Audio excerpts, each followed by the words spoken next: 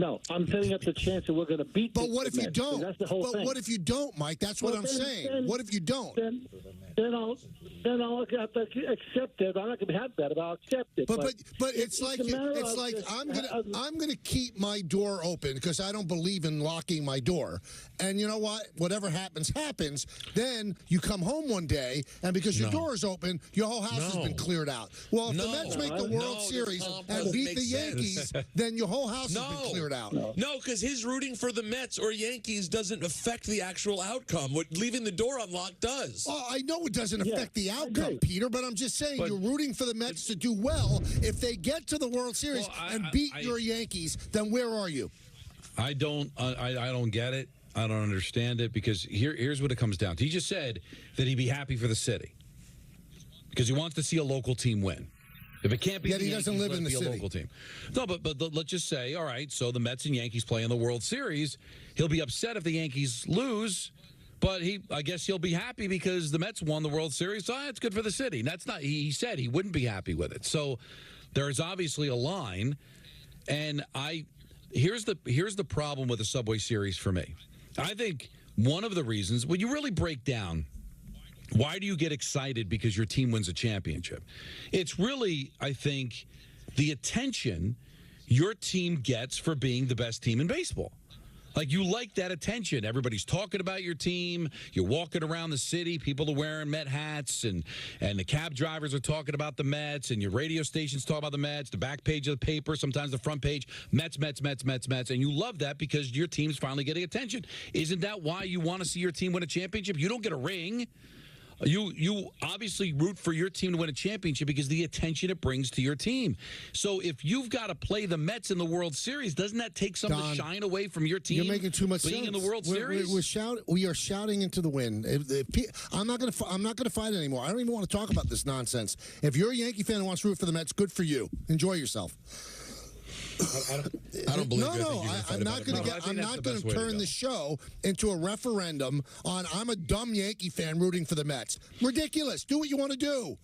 Do what you want to do. I don't care. Because when I grew up as a Yankee fan, I would never root for the Mets. Ever. Not for a second. I remember the old days. Things change, man. All right, good. And you know what? A lot of things change for the worse, Peter. A lot of things change for the worse. I agree. I just don't know if this is one of those things. I mean, listen, if you show up to the World Series, and we get to Subway Series, and you show up wearing a shirt that's half Mets logo, half Yankee logo, I think you should be executed on the spot. But if you're sitting around right now when the Yankees aren't playing or you have another family member who likes the Mets, you're going, oh, nice, you guys won, cool. I don't think that makes you a terrible fan. But Peter, I want to clarify one thing. Go ahead. I was watching that Met game while I was monitoring the Yankee game here at Yes. I enjoyed it. Was I rooting for them? No. You could sit there and enjoy it and go, wow, that was a great game. But to sit there and root for the Mets, you're out of your cotton-picking mind. No, you might be somebody that doesn't care. Oh, let them win. Doesn't bother me. Whatever. Then I can understand that, too. But to sit there and pump your fist after Lindor hits the home run and you're a Yankee fan, that just seems weird to me. But I'm kind of with Michael, Peter. It's an uphill battle. You're not going to convince these people otherwise. Have at it. It's a free country. Enjoy yourself. Yeah, really. Enjoy yourself. I'm not going to fight anymore. I'm truly don't care. We've given our side numerous times. We don't believe in it. We don't like it. But, hey. And if you don't agree with me and Don, then you're obviously ill-informed and you can move on with your life. Right? I'm good. I'm good. What I'm saying is, Don, I think you're more at peace with it. No, I am at peace with it. You don't sound. I am totally at peace with it. If people want to be dumb, that's their right. Do you know the new? Do you know the new Genesis dealership is going to have a Zen garden? Yeah, maybe I better go there. Yeah, the Pepe Auto Group needs to get Michael a Zen garden. And also, they all get together and they root for Toyota behind the scenes. Oh, that's a point guard right there. That's a point guard right there. You know, it's almost like in politics. Well, I'm rooting for Harris. But, you know, if Trump wins, I'm good. I'm rooting for Trump. But if Harris wins, I'm good. That's not the same it's just, either. You can't root for both sides of it. Peter, how about this? I'm rooting. I'm voting for Harris, but you know what? I'm a New Yorker, and Trump's from New York, so I'll be happy with that. No, that's not the same. Yeah, it is the same. Either. It's not true. Hey, I talk for a living. Sometimes people don't listen.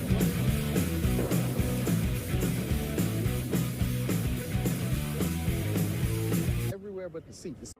Switch to Square and join over 4 million businesses worldwide. Scheduling is easy with Square appointments. Clients can book online 24/7. Take payments at your station or the front desk to offer seamless checkouts. Keep track of commissions and split tips with just a few clicks. Gain time and peace of mind with beauty tools that bring everything together. Switch to Square today at square.com. With ButcherBox, you never have to worry about what's for dinner. We deliver grass-fed beef, organic free-range chicken, humanely raised pork, wild-caught seafood, and so much more. Get high-quality meat sourced from trusted partners with free shipping always. So you can always be prepared and enjoy the important things. Sign up for ButcherBox today. Let's explore your future with Udemy. You can learn how to program and build websites, study design and create logos, improve your presentation skills, and sell your ideas. With Udemy, you can learn practical skills from thousands of online courses taught by real-world experts. Explore your future. Udemy. Acorns is built to put investing at the center of your money. Every time you pay for something, they invest the spare change. Every time you get your paycheck, they automatically invest a little bit of it. And even when you buy from some of your favorite brands, Acorns gets you bonus investments. Yes, that's what it means to be growth-minded, to find every chance you can for your money to grow. Acorns, grow your own. Custom Ink helps us celebrate and drive our students' achievements with custom gear. They love Custom Ink's different styles and designs. We love how Custom Ink makes the process simple with their easy-to-use design lab, expert artists ready to help, and unbeatable customer service. Custom Ink allows our kids to show everyone their accomplishments and the pride they have in our school. When we place an order, I know they got our back, so we can focus on the kids. We make it easy to wow all your groups with high-quality custom apparel, accessories, and promo products, all backed by our guarantee at customink.com. There's a new side to Away. A side designed to stand out, but deep down is a real softie. It has pockets to keep things close, but it can also open up and expand. It's tougher than it looks and is filled with surprises for anyone who's been waiting to embrace their softer side.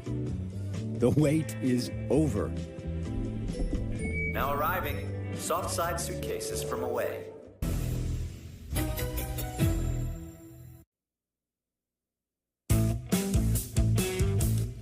To put it into perspective than the brilliant and always intuitive Steve Brzezinski. Brzezinski, then you know you got a good one with him. Rooting for the Mets and the Yankees is like being okay with being in an open relationship with your girlfriend until your girlfriend decides to sleep with your brother.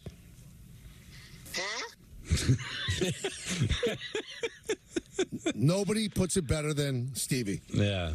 So he's into it. Jeff Ulbrich has decided to take play calling duties away from Nate Hackett. I call him Nate. So Downing gets the play calling ability. And I saw a lot on social media today. Also, it shows you that Rodgers had nothing to do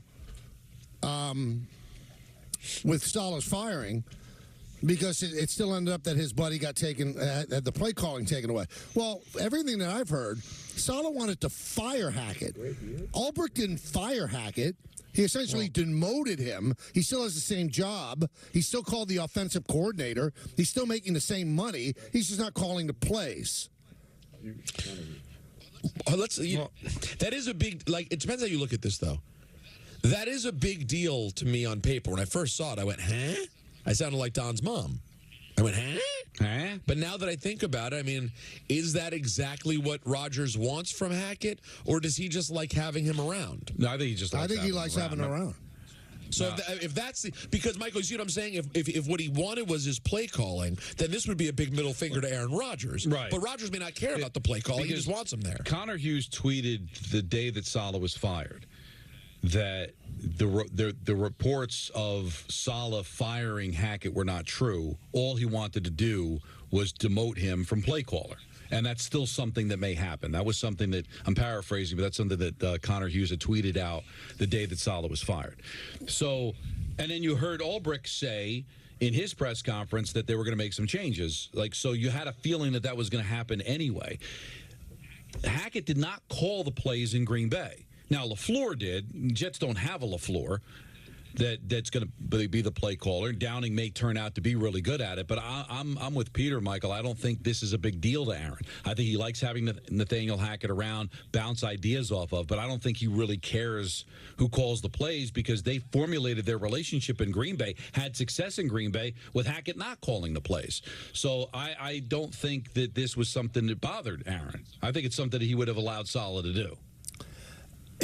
I just don't think that Rodgers liked the way, and again, this is just my assumption, and a lot of people that are football, part of the football cognoscente seem to agree as well. I don't think that Rodgers just liked the way Saleh was the head coach. He didn't like the lack of discipline. He didn't like the lack of preparedness at the start of games. I just don't think he liked the way he coached the team. He loved him as a person. He had nothing to do with the offense, so the offense is stalling, not because of Saleh. The offense, if anything, is stalling because Rodgers is not playing like four-time MVP Rodgers yet. But really, was anything different through the first 5 games than all of last year? Rodgers was here for the most part. He was on the sidelines for the majority of the games last year, and yet word is that he didn't want Saleh fired during the offseason. So, and then you keep hearing about how close they were, so Ian talked about how things were starting to change during the offseason, but what would have changed football-wise? So if he didn't mind him being the head coach at the end of last year, then what changed over the first 5 weeks? It looks like it was pretty much the same thing. I also think Woody didn't want him. I don't think Woody wanted him, and I don't think Aaron was going to put up a stink because I think Aaron figured it's not going to be much of a difference to me anyway. Do what you want. I think Woody had a problem with him, and I also believe the modus operandi for Woody was, I want to show everybody that I'm in charge. What's an easy way to do that? What, I can fire Saleh. It's not going to bother Aaron. The fan base is going to salivate over it. And Ulbrich is basically Saleh adjacent, so it's not really making that many changes. But, boy, I got to show everybody that I'm in charge. Because the thing that never made sense about the firing of Saleh, he didn't say he fired him because he's a bad head coach. He wanted to create a spark. We know that doesn't happen in football. What kind of spark was that going to create? Was it a lack of spark for the Jets or just an inability to move the ball down the field on offense? So I just think it was a flex by Woody. I really believe, I could be wrong. I had nobody telling me anything, Michael, just observing it and knowing Woody and having worked there for 16 years, that I think Woody saw an opportunity to flex and he took it. I mean, you know it better than me because you did work very closely with them for 16. Why does a 77-year-old multi-billionaire have to flex? I don't know. Why does he want to be known as ambassador? You know, why does he want to rub elbows with professional athletes? Because here's the thing, and I don't want to play pop psychologist, but, you know, the perception of Woody Johnson is that he inherited his money and he didn't do anything to earn it. But he clearly wants to know. You know, he said it in his conference call on Monday. I've been doing this for 25 years. Doing what? Owning a team? Like, nobody expects you to be a football savant, but I think he wants to let the world know I'm in tune to what's happening here, and I wanted to make a decision. We know it's Fugazi, Michael. This is a guy that left for 4 years. He disappeared. He cared so much about owning the team that for 4 years when Trump was president, he went to the UK and handed it off to his brother. Ambassador Johnson? We know the deal, but flexing, Michael, is important. You know, owning a team is mostly about ego. Woody told you, right, that he doesn't make any money from the team. Yeah, he said I could make more money investing it. Right, so this is a toy. You get to play with the toy. You get to put the toy wherever you want. That's what's great about playing with a toy, is you're the boss. You're the boss of the toy. But we know he doesn't know football. But this was his flex. Oh, everybody's talking about Aaron Rodgers runs this team. Well, you know what? I'm going to show them. Bye, coach. Yeah, it's funny. I did my my call into B. Mitch and Finley in D.C. today, and they were asking me about the Rodgers situation. And I said, you know, because they were like, they just assumed everything Rodgers said was a lie, and he's the one who did it. And I said, I totally understand why you feel that way, and we definitely think he's lying. But just understand, it's well within the Woody personality that he would completely show up Aaron Rodgers. There are some owners where you would know, no matter what happens, they're just going to completely follow behind what the quarterback's doing. Woody does fall into a little select category that if he got pushed far enough would say, I'll cut off my nose to spite my face and ruin it with Aaron Rodgers to let everybody know that I run this team. Yeah, that's not out of bounds. I think that's really not irresponsible. You guys have the right to your opinion. But, I mean, you're really putting it out there into the universe. We have no idea what if Woody Johnson thinks that. Well, we have no idea what Aaron Rodgers thinks either. But but Aaron Rodgers leaves little droppings to tell you what he thinks. I mean, there's certain things that he did to Robert Saleh that would tell you he has zero respect for him. Woody Johnson hasn't left us any tea leaves to read to say that he wants to show up Aaron Rodgers. What would be the wisdom of that? No, there would be no wisdom. Well, but what's the wisdom to anything this organization has done under Woody Johnson? That's the thing. I think Woody wants to win, but I think owning a team, there's an ego involved there that, hey, I'm in charge. I can do this. And the other thing, too, and I really believe that all Aaron Rodgers' motivation to keep Saleh, honestly, wasn't because he liked him or thought he was a good coach. He didn't want the stain of everybody thinking he was the one that got him fired. You know, it's also interesting. I don't know if you, I'm sure Peter will have this on ENN, but Sauce Gardner sounds like he's pretty upset. He says, I love Robert Saleh.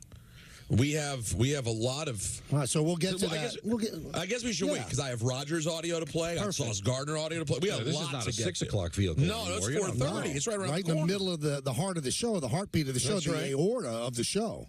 Wow. Oh, my God. That's right. Let's go to Chris in Long Beach. Chrissy. How you doing? I'm very pumped for the Mets. I'm excited. First time ever calling. Welcome aboard. I respect you guys a lot. Thank you. I respect you guys a lot. I was at the Christmas party, so I met you guys there, but never actually called the show, and I'm pumped. I'm excited. I am jazzed for my Mets fans. I would not like the first time to call to get into an argument with Peter and Don. However, I fear that's where this is going to head because I wanted to talk about the broadcasting and how it's just not geared towards the fans of the team. I understand we're at the global stage of it, but baseball is a local kind of sport, and I feel like part of the allure and part of the flair with each team is their local guys. So I know the radio guys still do it, and I love listening to Howie. I'm a huge Mets fan, but I want to ask you in particular, Don, because you've been a New Yorker longer than Peter. But did you listen to the games yesterday? Oh yeah. So did you hear how Bob Costas, and by the way, Bob Costas is a legend. I'm not here to destroy Bob Costas at all, but he's a total legend. But he, the ball down the line, that was fair or foul. That was a big moment in the game. It was early on. Not once did he turn to Ron and was like, hey, Ron, what do you think about it? It was just totally out of sight, out of mind. Then there's a fly ball. Yeah, there's a fly ball to center. Mm-hmm. Right. I'm sorry. No, I know what you're getting at. Listen, Costas kind of downplays it. I mean, he's old school. But Amin last night, I mean, he sounded great on the Lindor home run. He sounded just as excited as Howie Rose was on the goal. I think this is a critique on the announcers, Michael. I do. Because I'm a fan, and in 1986, when the roller down the first base line gets by Buckner and the Mets win it, that was Vince Scully. I loved that Vince Scully was calling the game because I had all the respect in the world for Vince Scully. Part of what was cool about going to the World Series and it being on NBC was that Vince Scully was going to call my Mets in the World Series. Unfortunately, there isn't a national broadcaster to this young generation that they look up to the way I looked up to Vince Scully. I hear what you're saying, but I know it's been 50 years, so I'm getting that out of the way. But since the 86 series, which got a humongous rating. I think it got 40 or 50 million people watching. Right. Baseball is truly a regional sport. It's a regional sport. Football is a national sport. There are no local television announcers. So what you're doing to a fan base, by the way these playoffs are configured and broadcasted, you're taking away the people they spent 6 months with calling their team and giving them national announcers in a sport that's not a national sport anymore. The ratings tell you it's not a national sport. I know. Well, hockey does the same thing. At least you get the first round. But second, third, and Stanley Cup final, you're going to get the national announcers. That's just the way that it is. Same thing in the NBA. But people don't complain about it because Mike Breen's an institution. Well, we don't hear them complain about it in New York because Mike Breen is a New York Knicks announcer and Ian Eagle is a Brooklyn Net announcer. I honestly, social media is national, Michael. Nobody complains about Mike Breen because he's a treasure. And that's no offense to Joe Davis, but Joe Davis hasn't been doing it that long. Michael, when I started watching baseball, Vince Scully was already, 30 years into his career? So I just think it's been very transient. You had Joe Buck for a while. Now you got Joe Davis. Hockey, you had Doc Emmerich, and now it could be Kenny Albert. It could be Sean McDonough. I just think that the people that are longing for the local guys, it's coming from a place of I just don't like the national guys. When I was growing up, I loved the national guys. That's true, though. Because what other sport, Don, has 6 months you're spending with people, and then they're ripped away from you. Yeah, but you know what the problem is here, especially, and we love Bob. We love him. But Bob dials it down, and people want to hear a little bit of excitement. I didn't hear any Met fans complaining about that call. This is not a Met thing because the calls have been great. But Bob dials it down. Bob is not a yeller or a screamer. He's not going to show any. He's not biased. If anything, he's going to be biased to the Yankees. He gave Mickey Mantle's eulogy, for God's sakes. But he dials it down. Fans don't like what Bob Costas is doing. I'm glad you brought up Bob, okay? Because I'm reading social media. I've never seen such vitriolic hatred toward a guy, and I'm not being hyperbolic, and you guys could both correct me if I'm wrong. Bob Costas is one of the greatest sports broadcasters that has ever lived. All right? Mm-hmm. Now, if you listen to Bob Costas call a baseball game, because he used to be the backup to Scully, and then he took over the number one job. If you listen to him call those games then, he called them the same way then as he calls them now. Understated, kind of teaching you as he goes along, all of that. I think that the industry has changed, but to see these young people on social media eviscerating a broadcasting godlike, but you can say, hey, I don't like the cut of his jib, but he stinks. You're out of your minds. But wait a minute. Let's be fair. And listen, I love Bob Costas, and I get along with Bob, and I love when he's on. But his legend is not for play-by-play. But he was a really good play-by-play guy in baseball. But that's not what people think of him for. But people don't think of him as a play-by-play guy. Well, he was a play-by-play guy when Marv went away. Before Breen got the job, he was a. But basketball fans know him with Riley in the studio on NBC. They think of him as hosting. They think of him as a host, and he's provocative in the NFL too. He called games in the NFL, but NFL fans know him. Olympics, you put a camera in front of him, give him a microphone, he is going to entertain you with his stories, the behind the scenes, and the history. I don't think he's a legend for his play-by-play. I think he does fine. I'm cool with him. But, Michael, you talk about he's a broadcast legend, not for play-by-play. He's done it, but that's not why he's a legend. So, and a lot of the fans that are watching this, Michael, don't know Bob Costas the way we know Bob Costas. Bob Costas has been working at the MLB Network for like the last 20 years. Outside of the Olympics, he hasn't done in a little bit of football. He's not in the conscious the way he was for us when we were growing up. So I protect Bob. I think of him in his institution. But if you're in your 20s, you're going to judge him just as a play-by-play guy, and that's not what made him a legend. I mean, I think I'm being fair, Peter, right? Well, 100%. By the way, not this year, but in previous years, that's how people felt about Ernie Johnson. I mean, an absolute Hall of Fame legend, and then they throw him in the booth on TBS for baseball, and people didn't love it. Yeah, because Ernie never did play-by-play, and they threw him in a playoff situation. Bob Costas has done play-by-play throughout his career. I know he's more famous for hosting, which I don't think there's anybody ever been better, but he's done play-by-play a lot. A lot, but not in the lifetime of a lot of the people talking about it. He's been doing play-by-play on MLB Network for the last 5-6 years. Yeah, but they don't. But I mean, if a tree falls, I mean, they don't watch that. I'm sorry, MLB Network. I know it very intimately. It doesn't get a ton of eyeballs. It's not the same thing because it's a regional sport, and if they're doing a Yankee game, they're getting it locally, and if it's national, then they're probably not watching it. I really feel uncomfortable even critiquing Bob Costas because again, he's a walking god to me. But I also don't think it's wrong to say that he's great, but in these particular instances, it's not exactly something the fans are really looking for. Because I don't think they're killing Costas because of his a lack of homerism or rooting for the Royals. No, they don't like the way he's doing the game. They just don't like the way he's doing the game. And also, what I would like to defend, and Don, you could speak to this too, because you do the play-by-play for the Rangers. He made a mistake on a ball up the middle that he thought was a base hit, that Volpe caught. Right. And all these people jump on him. These people that would wet their pants if you put them behind a microphone. Do you know how difficult it is up there? All the things that you're juggling up there, you can make mistakes. I know, but unfortunately, I can't make a jump shot, but we can critique when it's missed in the NBA. I mean, I don't want to get into I couldn't do it, because a lot of the things I critique I couldn't do either. Yeah, but I mean, again, there's a difficulty in this. Everybody thinks it's easy to do play. I don't think anybody thinks it's easy to hit a jump shot. Everybody out there, every fan thinks, I could do that. I could do play-by-play. You're listening to people in your ear. You might be looking at the monitor. The shot on the monitor might not be the right depth perception where you thought it was going to center field. I'm not making excuses for the guy, and he did make a mistake. And knowing Bob, that probably haunted him all evening. Killing him. But these things happen. You make mistakes. Of course. We're not robots. But you want AI announcers? They're coming. Don't worry. You'll have them. The one thing that I think is somewhat unfair is that I don't know how often he does it anymore.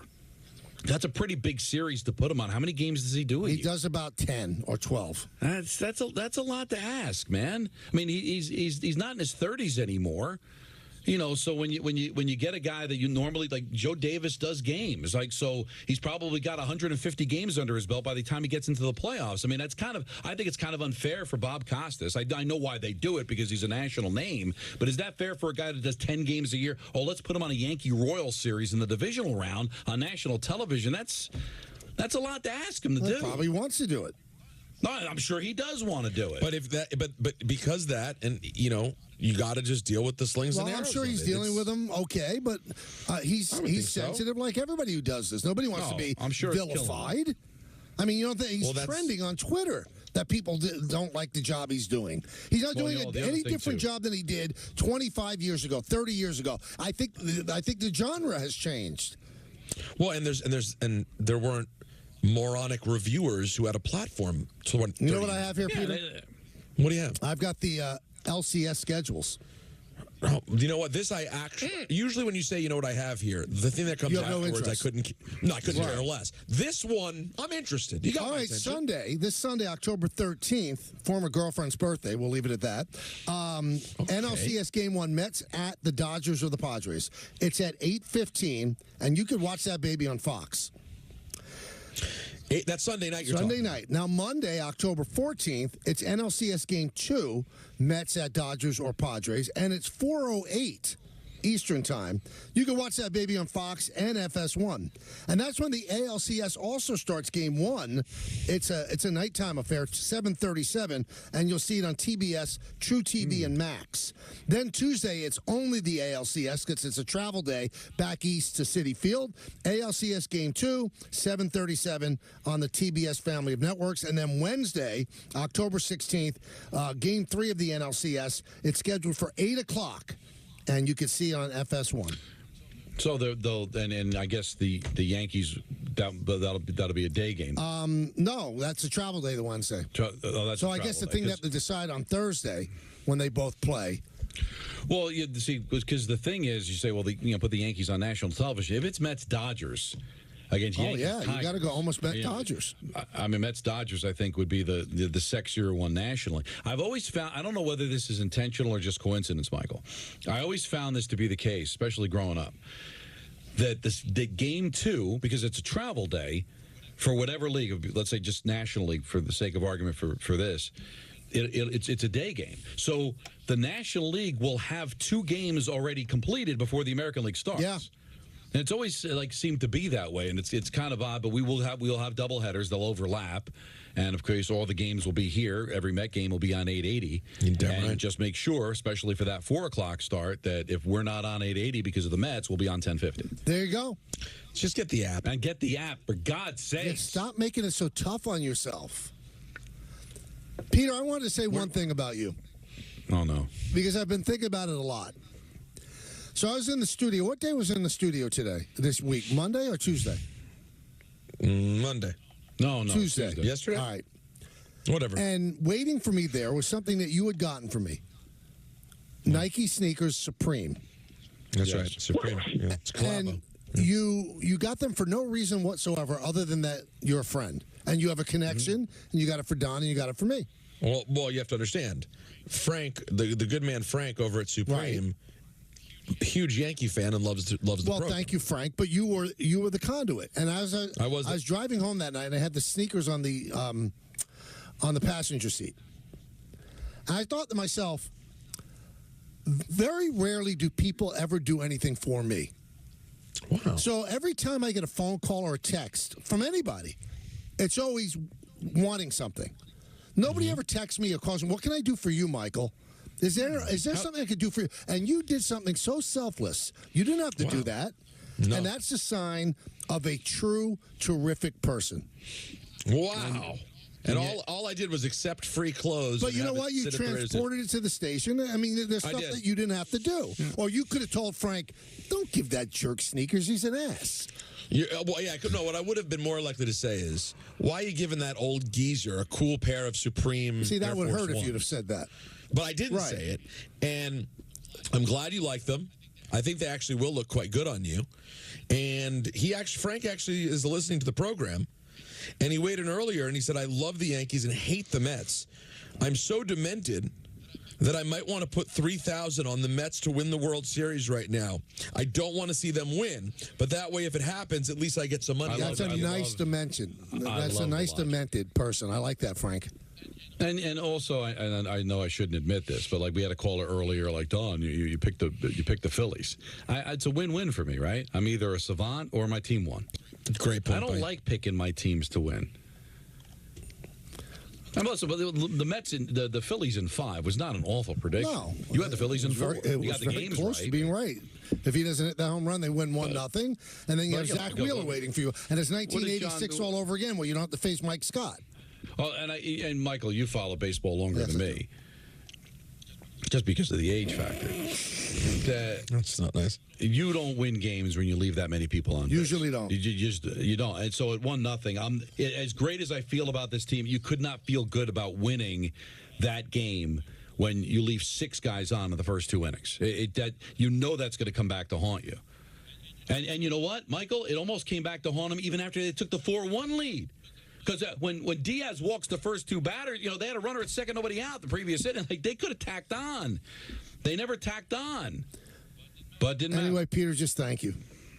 Well, you're very because welcome. Again, it gets bothersome every time I open a text. Somebody wants something. Well, because it's the position. Well, what? But if somebody's your friend, they shouldn't want something. Well, sometimes friends want something. But all the time? Well, maybe you need new friends. But most of it, Michael's Yankee tickets. So you can. No. It goes beyond that, Don. I don't even tell you half the stuff. It goes beyond that. Like, can I get a snippet of Don's hair? Stuff like that. I don't tell you this stuff. That's a strange. Yeah. You ready for ENN, Peter? I've never been more ready. Well, again, a hearty thank you for the sneakers, and thank you, Frank, as well. If you want to send me more, size 13. Anyway, it's Kayla, Greco, Rosenberg, and you on Yes and 880 ESPN.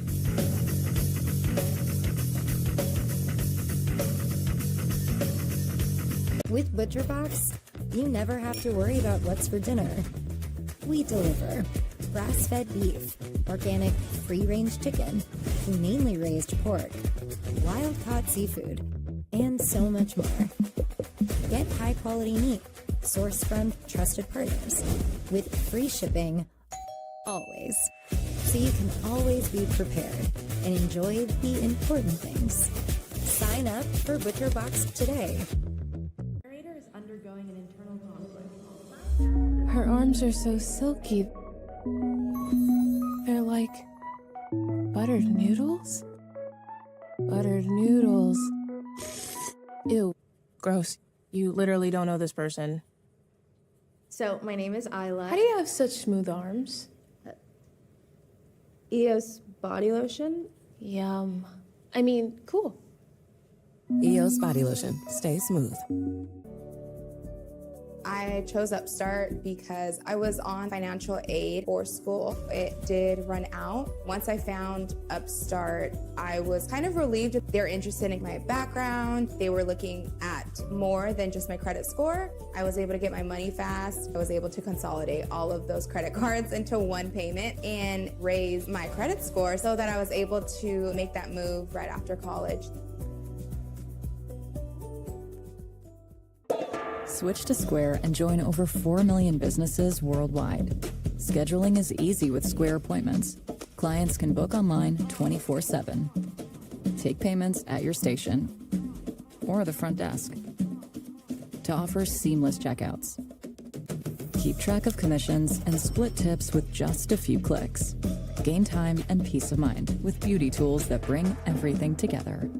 Switch to Square today at square.com. Hi, I'm stylist Mimi Cottrell. Let's talk shoe trends for fall. Animal print is an additive to make any outfit fun and quirky, from runways to retail. I really like the ballet flat for this season because it's not only comfortable and feminine, I think it elevates any look, and it's also very professional. Court sneakers are everywhere this season. What I love about Court sneakers is the range of colors. Every girl should already have them in their closet. Find the trend that inspires you at DSW. I'm Anya's indecision. I thought we were good. Like with home projects, I used to make sure she got so twisted around, she wasn't even sure where to start. But Thumbtack changed her. With all the plans and guides and reminders, Anya's getting stuff done. And I'm getting ghosted. Indecision doesn't live here. You do. Take care of your home with Thumbtack. Download the app today. With Harry's, you get a smooth shave at a great price because you get all of this for as low as $2 per refill, half of what the other guys charge. Wake up to Harry's. Get your trial set for just $7 at harrys.com/stay smooth. Like, oh, girl, how do you know Blue? Her man. Come on. And it made you like him more, right? Absolutely. Or you could. Where do I get Blue Chew? Well, you can go online and get your first month free, actually, so. Well, if you want my 2 cents on interest rates, we got options. My 2 cents. This one's priced to sell. My 2 cents? My 2 cents? My 2 cents? My 2 cents? My 2 cents? Here's my 2 cents. I'm planning for the future. Interest plus interest equals more interest. Come on, man. You can do that. Hi, Joan. Perfect timing. I have a few questions. Of course. Let's look at your plan.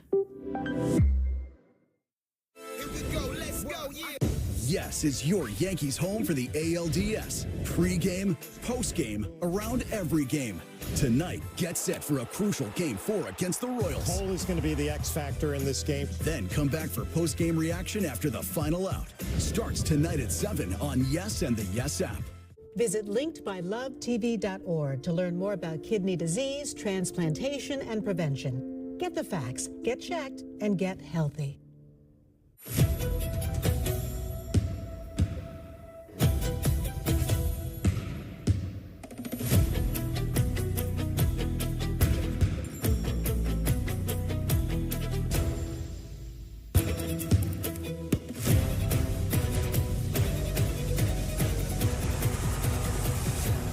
We got Nets.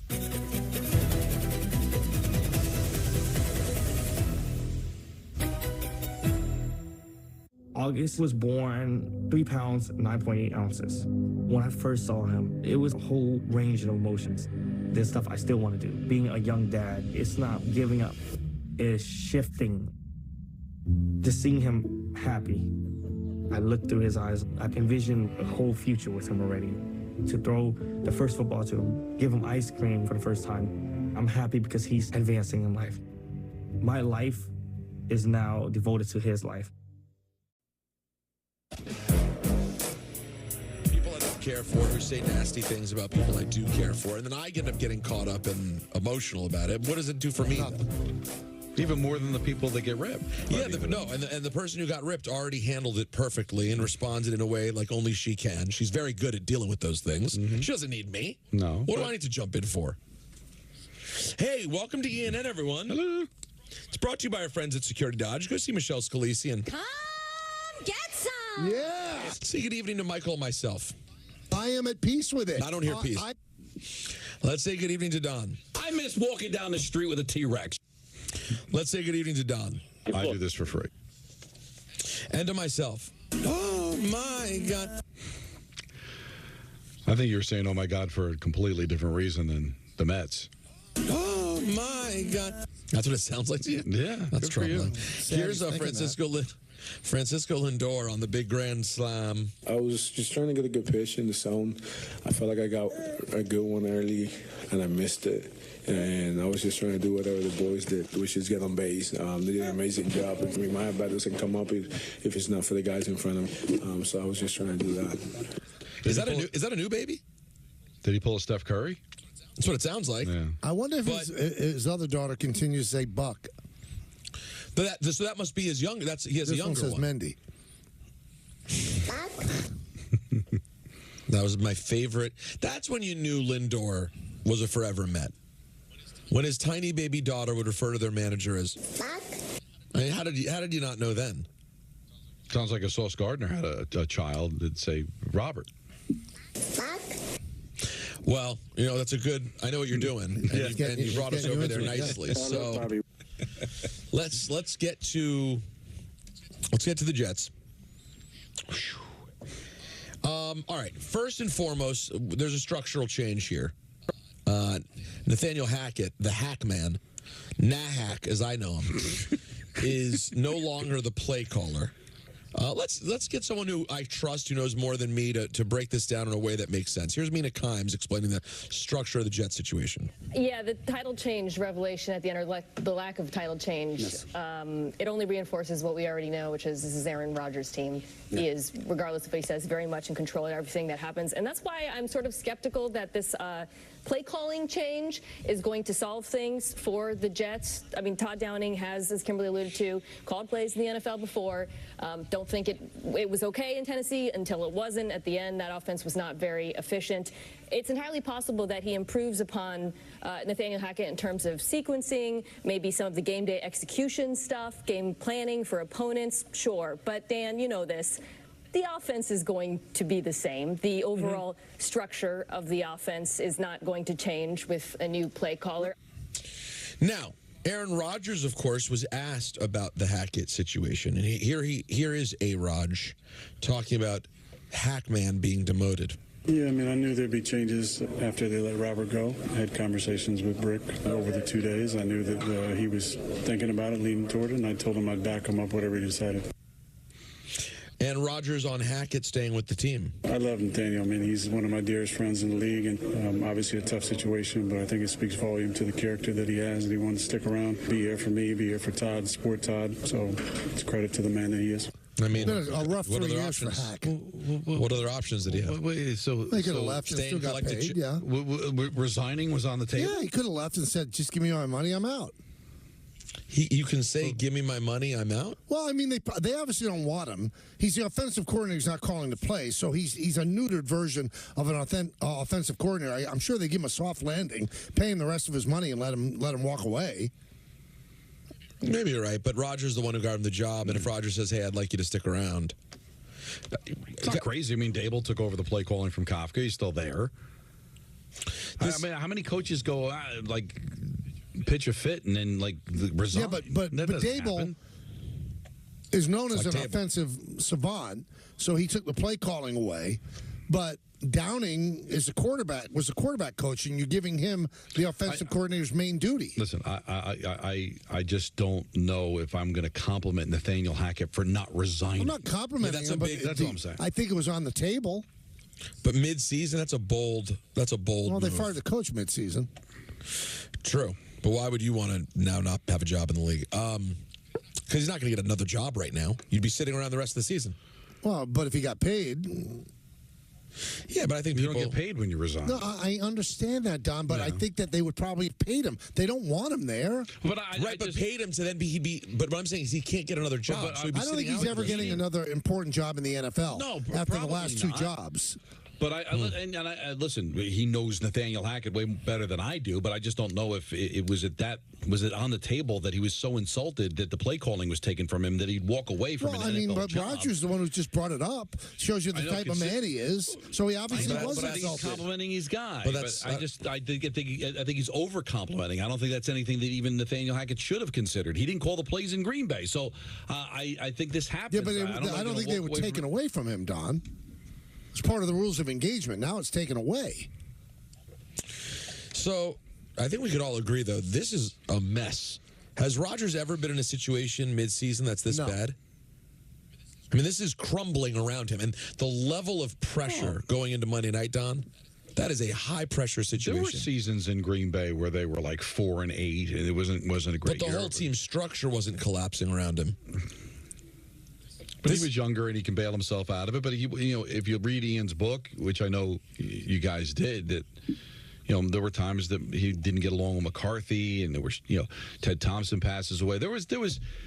Listen, here's the problem: is that there was things that went wrong, but it was the Green Bay Packers, and they've got a history, and they were able to get up from it. This seems like typical Jets. Nobody ever says typical Packers. They're a historic team with history, the franchise.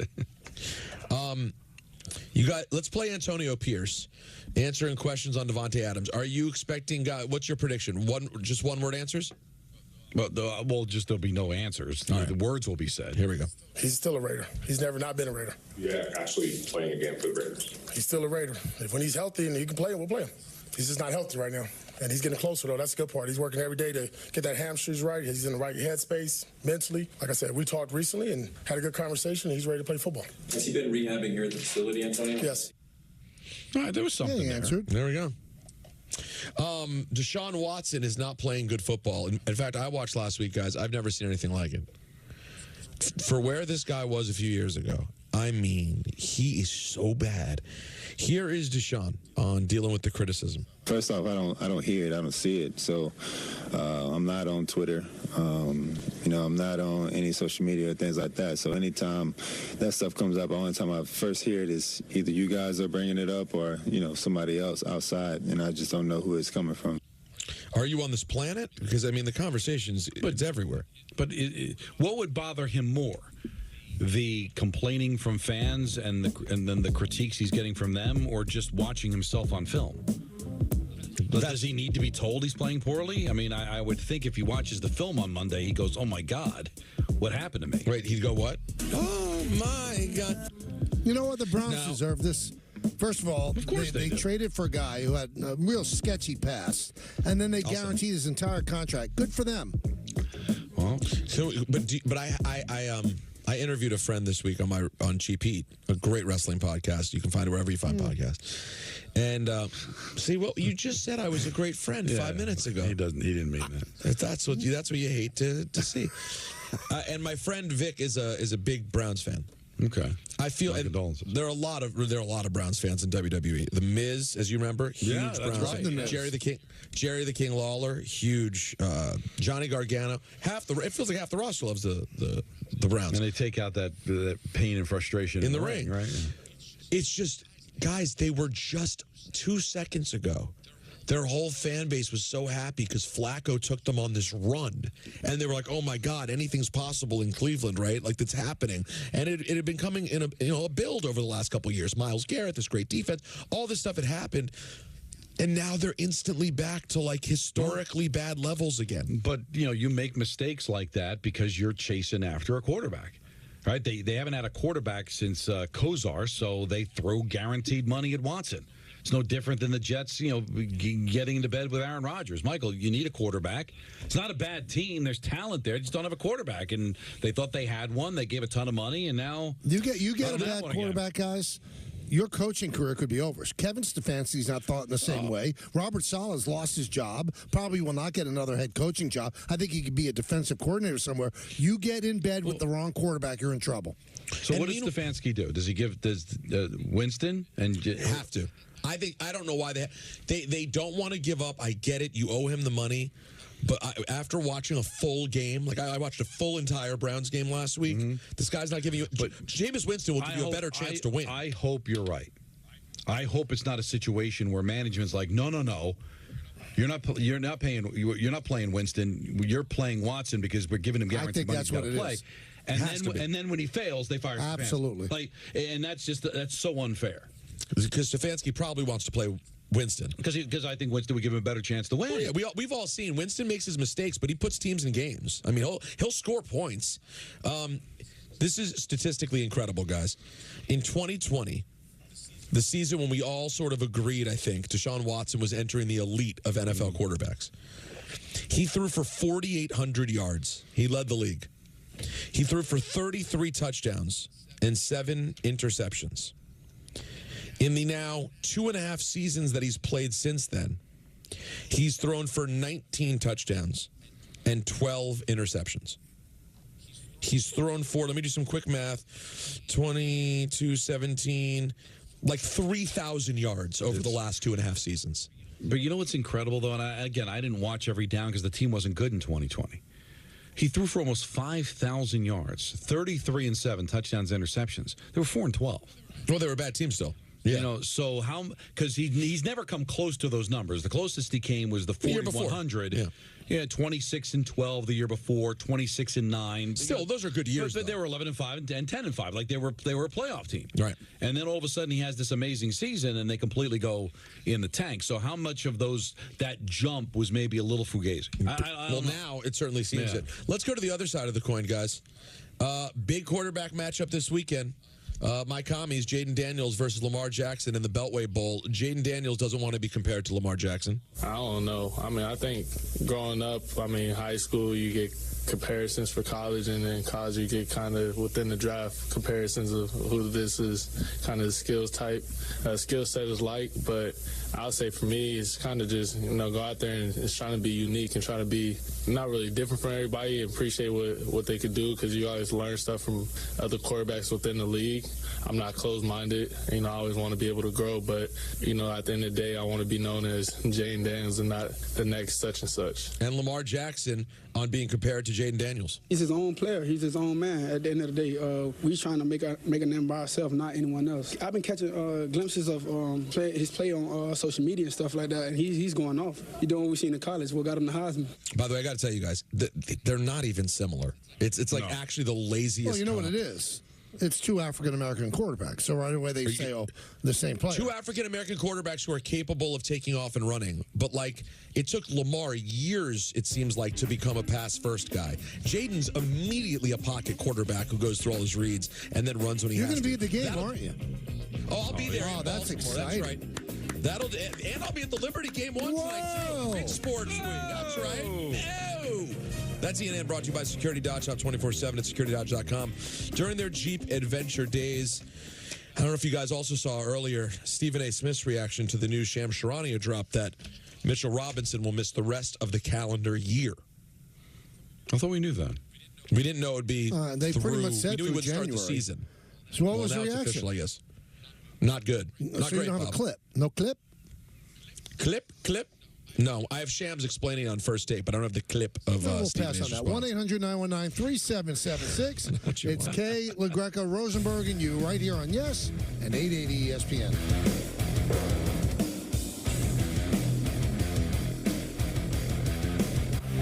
The Michael Kay Show on Yes is presented by Untuck It. Shirts designed to be worn untucked. Shop now at untuckit.com. Untuck It makes every guy look better.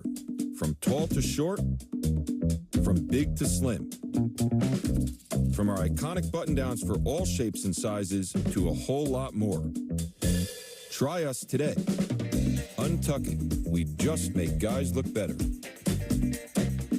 Oh, and we make great styles for her, too.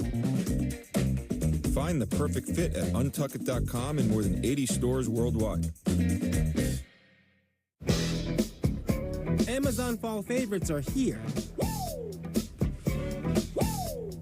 Save on fashion, home, beauty, and more. Shop Amazon Fall Favorites now. They say post it or it didn't happen. But out here, in the places we were made for, you'll have to take our word for it. Find somewhere the internet's never been. With the family of Broncos designed to get you there. Right now, lease a Ford Bronco for $379 a month for 36 months. Only at your local Ford stores. Mi embarazo con Maya fue normal. Todo estuvo bien hasta que nació. La cadera dislocada, que ella a lo mejor traía consecuencias en la cabeza. Cada cirugía que ella requiere, creí que Dios me la iba a recoger. Lloraba como ahorita, pero mucho porque me la dejan. El hospital Shriners me dio mucha esperanza. Cada día que despierta, le doy gracias a Dios. Pueden encontrar algo que pueda hacer que mi hija tenga una mejor calidad de vida. Por más de 95 años, los hospitales Shriners para niños han ayudado a brindar esperanza a niños y sus familias, sin importar la capacidad de pago que tengan. Con la ayuda de los hospitales Shriners, la vida puede ser muy milagrosa. Yo siento que Mayita todavía tiene mucho que vivir y que hacer. Todo va a estar bien, gracias a los hospitales de Shriners. Visita moreshriners.org hoy. Hi, I'm Greg. I live in Bloomington, Illinois. I'm not an actor. I'm just a regular person. Some people say, why should I take Prevagen? I don't have a problem with my memory. Memory loss is not something that occurs overnight. I started noticing subtle lapses in memory. I want people to know that Prevagen has worked for me. It's helped my memory. It's helped my cognitive qualities. Give it a try. I want it to help you just like it has helped me. Prevagen at stores everywhere without a prescription.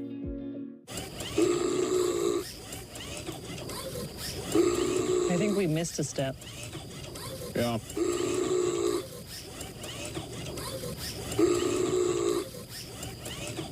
Sorry.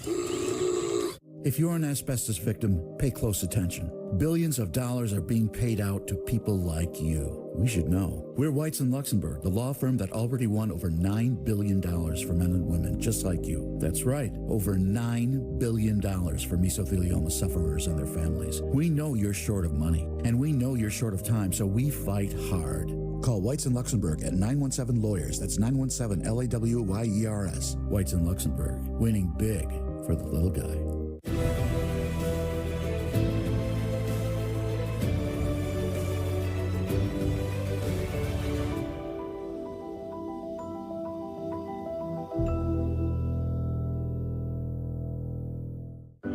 This year, celebrate Vote Early Day and make your voice heard.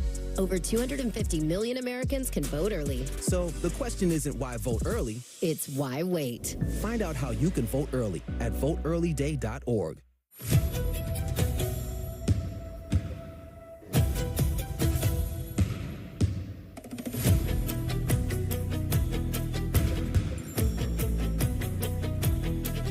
We got Nets.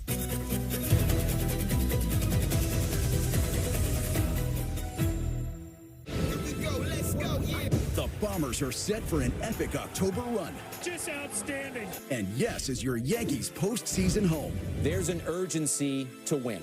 With enhanced pre- and post-game coverage around every playoff game, plus preview specials and exclusive player access. We're excited to take our shot. You followed the chase all season.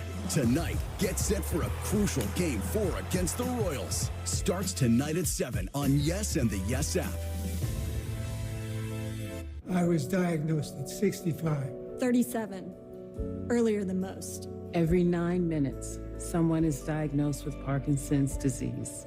And every one of them can turn to the American Parkinson Disease Association. Visit apdaparkinson.org to learn more and show your support today.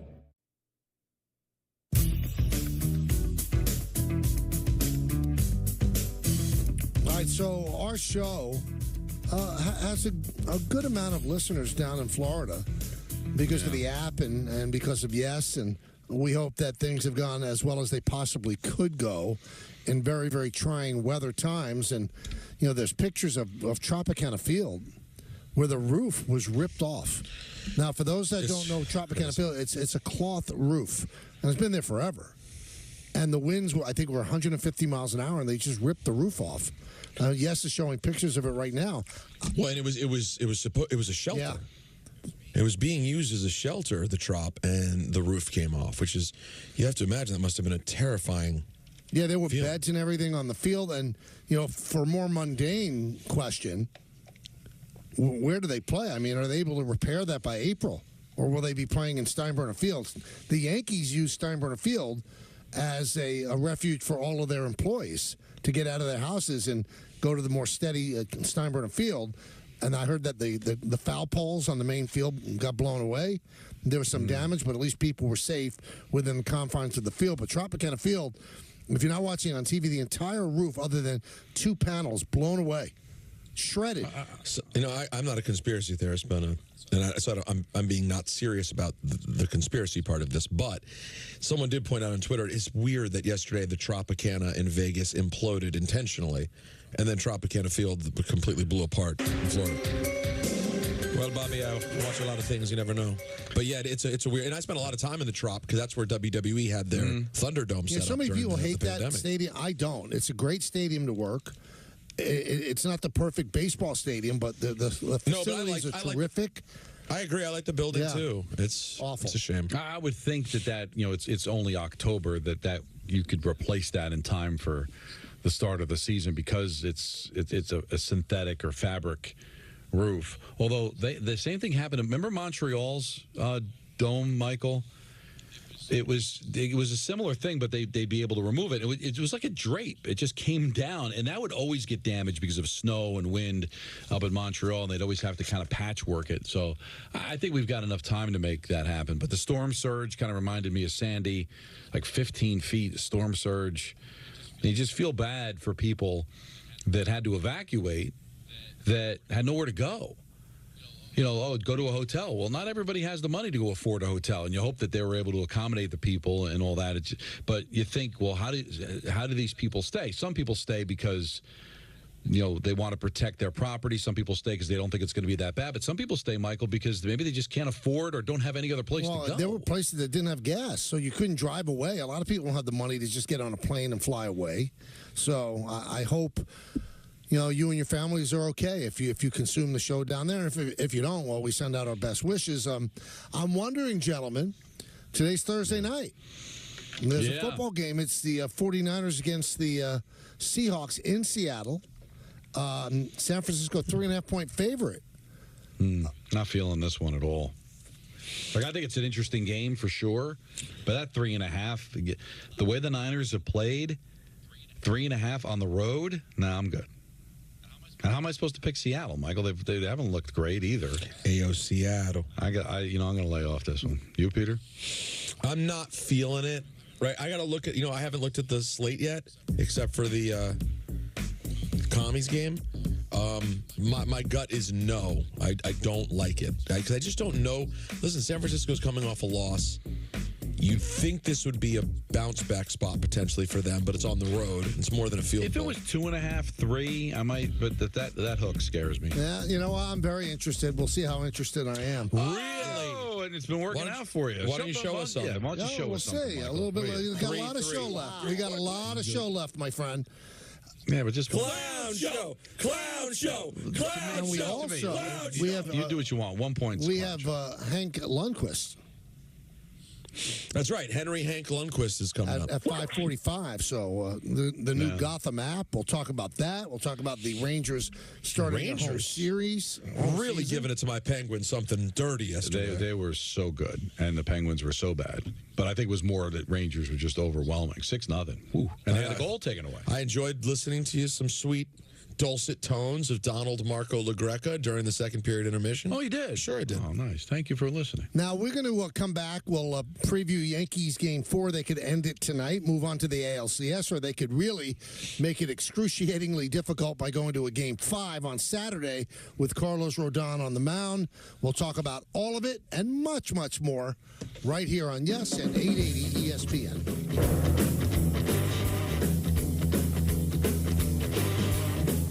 Meet the traveling trio, each helping to protect their money with Chase. Tools that help protect. Alerts that help check. One bank that puts you in control. Chase, make more of what's yours. Your memory is an amazing thing, but sometimes it can start to slow down. But did you know Prevagen can help keep your memory sharp? The secret is the powerful ingredient apoaquarin, originally discovered in jellyfish and found only in Prevagen. In a clinical study, Prevagen was shown to improve memory in subgroups of individuals who are cognitively normal or mildly impaired. Stay sharp and improve your memory with Prevagen. Prevagen, in stores everywhere without a prescription. Does RexMD really work? Over 85% of patients said not only does it work, they saw results the very first night. Get started today with a 3-month trial pack if appropriate at tryrexmd.com. Do you spend hours maintaining your gutters? Save that time with LeafGuard's maintenance-free system. Call 1-833-2-GUTTERS. Mesh filters sit on top of your gutters, building up debris and eventually clogging. Then they need to be cleaned too. Honestly, your home should have been built with LeafGuard gutters. LeafGuard's wraparound hood deflects debris and keeps water away from your home. The one-piece seamless system is strong, 20% thicker than average, and built to last. Plus, LeafGuard is guaranteed to never clog for as long as you own your home. Right now, get a complete LeafGuard system for only $99 down, $99 a month, and $99 installation. You'll also receive a $100 Visa gift card with a free gutter inspection and in-home estimate. Damage from clogged gutters can cost you thousands. Never worry about clogged gutters again. Don't wait, you've still got time. Call 1-833-2-GUTTERS today. That's 1-833-2-GUTTERS. Do you suffer from knee pain? Ever been diagnosed with osteoarthritis or worried about the risks involved with knee surgery? It hurt all the time, like the nerves were rubbing against each other. I was at the point of either replace my knees because I'm tired of this pain. Get the relief you need without surgery. We're Arthritis Knee Pain Centers, the premier leaders in non-surgical knee pain treatments. Instead of surgically replacing your knees, our state-of-the-art procedures replenish the depleted natural cushioning in your joints with an FDA-approved shock-absorbing gel, without surgery and without downtime. After the first injection, I knew it was going to work. We've successfully treated thousands of patients. Medicare and most private insurance cover this procedure. Full motion, no pain, walking, everything just back normal like it used to be. Locations in Garden City, Smithtown, and Wall, New Jersey. Call 1-800-834-5911 for a no-charge, no-obligation knee pain assessment, or go to arthritis-kneepain.com. The Bombers are set for an epic October run. Just outstanding. And yes is your Yankees postseason home. There's an urgency to win. With enhanced pre- and post-game coverage around every playoff game, plus preview specials and exclusive player access. We're excited to take our shot. You followed the chase all season. Tonight, get set for a crucial Game 4 against the Royals. Starts tonight at 7 on Yes and the Yes app.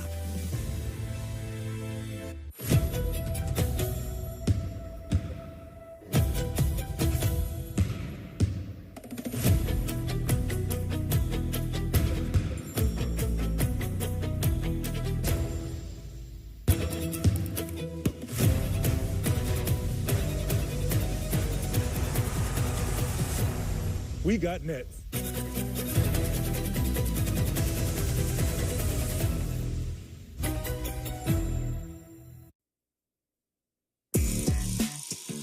Games to 1 after Giancarlo Stanton's 8th-inning home run yesterday.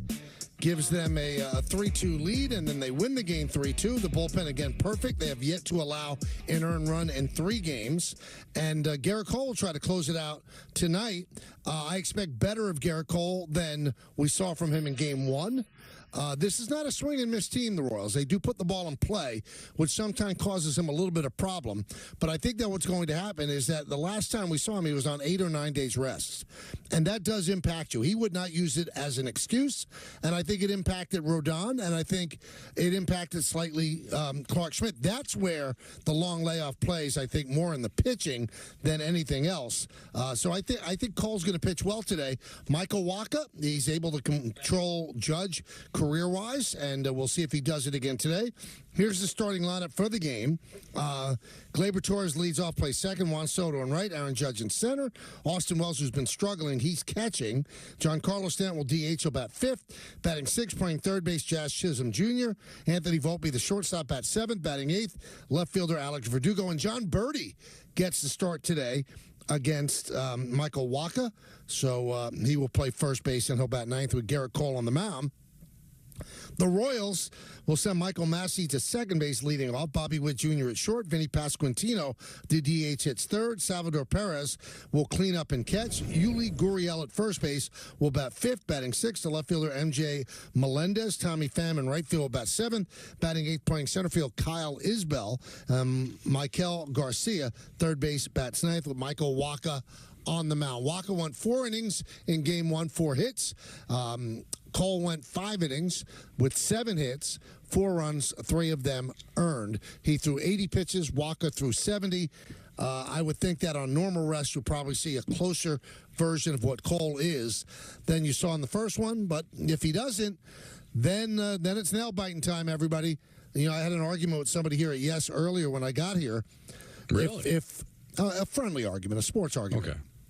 If the Yankees lose tonight, they should start Luis Hill in Game 5, not Rodon. I said, you'd start Luis Hill with 12 days rest over Carlos Rodon, who looked unbelievable for the first 3 innings and then unraveled in the fourth. That doesn't make sense. No, you don't. That's thinking way too outside the box. I mean, he's your number 2 starter. I know he didn't pitch great in Game 2. And then you're just going to give up on him? For a guy that really has no history in the postseason and hasn't pitched in 12 days. Like, that's the same argument that I got from a lot of Met fans, Michael, on social media, that Peterson should have started the 9th inning. Well, wait a minute. Diaz is still your closer. You got a 3-run lead. Like, really? Like, all of a sudden, Peterson, and he's been good out of the bullpen, but that's a completely different animal now to ask him to close the game, to pitch another inning. Like, I know Diaz makes you nervous, Michael, but if you're not going to use Diaz then are you done with Diaz? And then if you're going to have Diaz come in, let's say Peterson walked the first 2 batters. Now you're going to have Diaz come in the middle of an inning with runners on? That never works out. Like, so everybody's so desperate to think outside the box. Listen, Rodon's here for a reason. I'm not saying don't feel nervous, but that Heel becomes an option?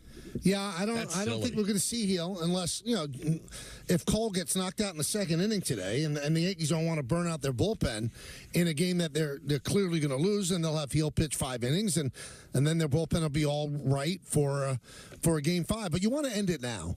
And then just let Detroit and Cleveland battle it out and do what they do, and then you play the winner of that to go to the World Series. I've said it before. The road is clear. If they had lost yesterday, then every Yankee fan has a right to get really, really nervous. But they pulled it out because of the Stanton home run, and now you get 2 chances to win 1 game. And if you can't win 1 game out of 2 against Kansas City, I don't know what we're talking about. Again, we get down to that crapshoot nonsense. You have one of the best pitchers in baseball on the mound on normal rest tonight. Get it done and move on. That's all. Get it done and move on. The Mets are the only team that's moved on. Tomorrow we'll have the Padres and the Dodgers.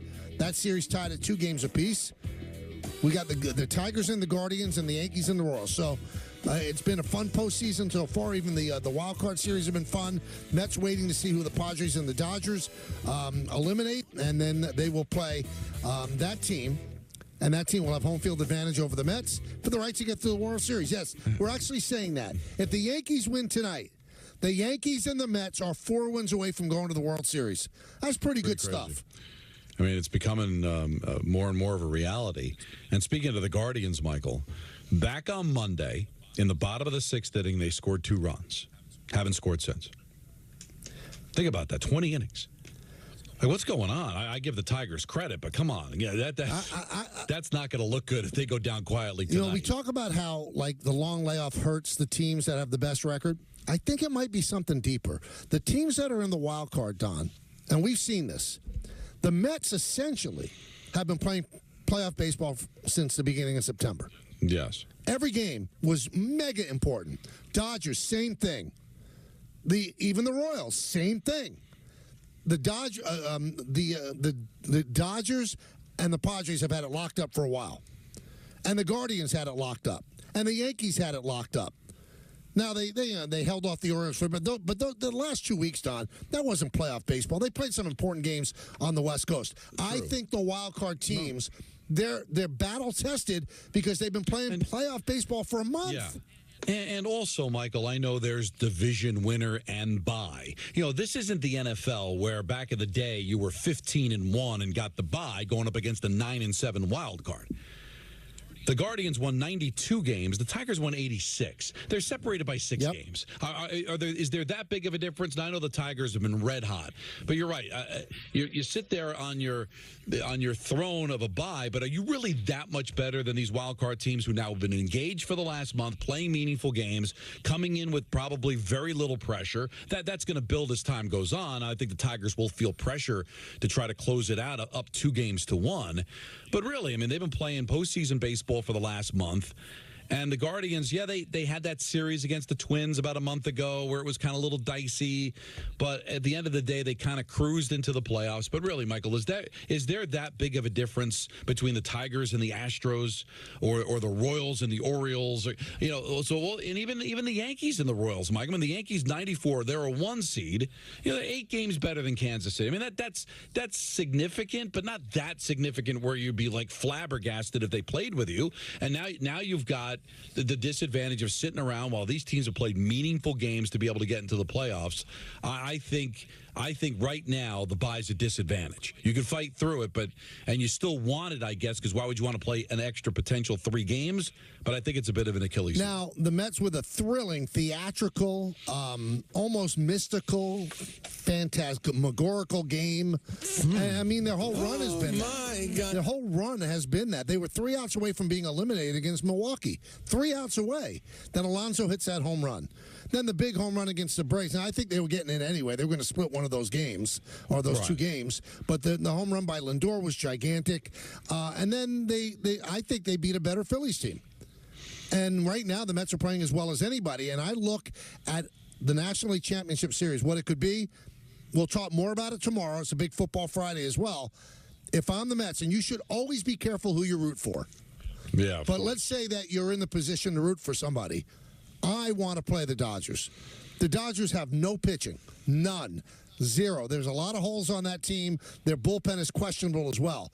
The Padres have legitimate starters, and they have a killer bullpen. They have dynamic players. So do the Dodgers and Ohtani and Betts, although Freeman didn't play yesterday because of a bad ankle. But I would take the Dodgers if I'm the Mets way, way more times than I would take the Padres. The Padres have too many weapons for me. They scare me. They really, really do. But I think baseball, if you ask baseball, they would love to have the Mets and the Dodgers. I'll tell you right now, we were talking about this before the show started.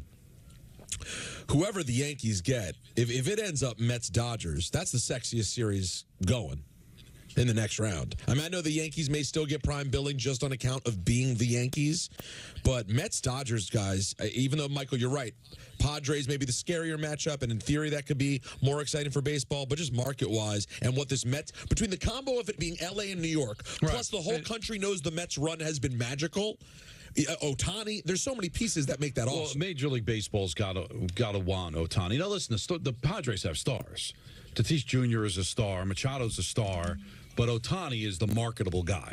And he's never been in this situation before because the Angels never went to the playoffs, and now that he's on the Dodgers, I think Major League Baseball's got a real chance to market some stars. You have the 2 MVP candidates in the National League going up against each other. It'd be fun, but the Padres would be fun too. But I'm with you, Michael. You look at the pitching and the issues that the Dodgers have had with their pitching. Be careful what you wish for. I think both would be really tough, but if I had to pick a team, it would be the Dodgers. Let's take some phone calls, see what you think. Alex in Delray Beach. What's up, Alex? Yo, Alex! Hey, gentlemen. How are you guys doing Good. today? How are you? How are you? I'm doing well. I saw the game last night between the Mets and Phillies. Lindor's swing. Oh, that was just magical. Michael, I agree with you 100% on facing the Dodgers rather than the Padres because here's the thing. It's not only their pitching, it's their hitting. They are a better batting average team. Yes, they also have power, but the Dodgers have more power. Now, obviously, it's scarier to face Ohtani leadoff than Arise because Ohtani can immediately make it a 1-0 ball game. But if you're the Mets, you want to face a more power-heavy team so that you can get more outs without having base traffic. And, yes, the Padres pitching is better. So, yeah, I would pick the Dodgers and Alex, over the Padres. one thing you have to consider, the Dodgers' best pitcher, I mean, thank goodness they made this deal, is Flaherty, and we thank you for the phone call. And Flaherty has to pitch Game 5. So you're not going to see him until Game 3. Yeah. That's a big advantage. It's a big advantage for the Mets to get it done in 4. For that very reason. You could go any way you want now. Manaea, Severino, whoever you want down to start Game 1. They could set up their rotation the way they want because they got it done in 4. And I'm surprised, at least right now, the Dodgers haven't named a starter, but it's got to be Flaherty, I would right? think so. Darvish is definitely going for the Padres, but I'm just looking at the MLB.com. It still says to be determined. I don't know what they're determining. So, and they're going to have to go all out, both of these teams. Now, they don't have to travel, the winner of this game, other than the Padres going back home and then having a couple of days off before Sunday. But it's there. It's really there. You know, we talked about it earlier in the show, Michael. At what point does Cinderella turn into like a legitimate contender? I think this Mets team is legit good. I think the one thing that probably maybe irritates them is they're looked upon as some kind of Cinderella miracle run. At what point do you just acknowledge that they're every bit as good as the teams they're facing? If they had their team intact at the beginning of the year, and I'm not going to say Lindor getting off to a slow start because that's on him. That happened. But there was no Marte. Beatty was your third baseman. Iglesias was not called up. If that was the team on opening day, Michael, would they have been competing with Philadelphia for the division? Would we be looking at this run a little differently? So to be that good since May 30th, Michael, tells you that this team is probably better than they're getting credit for. Yes, the way they've won games has kind of been storybook, but they have to feel like they're every bit as good, if not better, than the teams they're beating. Anthony in Albany. Anthony. Good afternoon, fellas. Hello. Hey, Mike. Hey, listen, I called up a couple of weeks ago complaining about Stanton. And I thought last night after the ball game on Yes, you really hit the nail on the head and cleaned that up. And the other point I want to make is, regarding watching, your team on the national stage with, Bob Costas. Mm-hmm. It's just really too bad that the hometown radio station cannot be synced up. It can be. With the TV. It absolutely can be. It can be? It can be done, right, Don? There's a way it's done? I want to do that. Well, it depends how you're consuming. If you're internet. I'm up here in Albany, so I can't get this feed out of New York, so I got to be on the internet. But how are you watching the game? On TV? Cable or DirecTV? It depends on what I want to flip back and forth to. It's easier if I watch it on. If I stream it, would it be more synced up with radio? Either direction, you just got to play a pause game, and you can figure out how to do it. What I notice is because you'll stream off the MLB app, it's way behind the audio. Matter of fact, it's so behind that when I have the MLB app up, I'm getting an update on the app before I hear it. So that would be good news, right? So then you can kind of just pause the TV and then you can sync it up. So I think that's the way you make it work. But we had this conversation earlier, Mike. I don't know. Maybe I'm an outlier, but Peter, when you were growing up with Washington, if you got Madden and Summerall, you felt like not just because Madden and Summerall were great, but you're like, we're the national game. Like, you liked when your team got the national spotlight, you liked it. It's this week.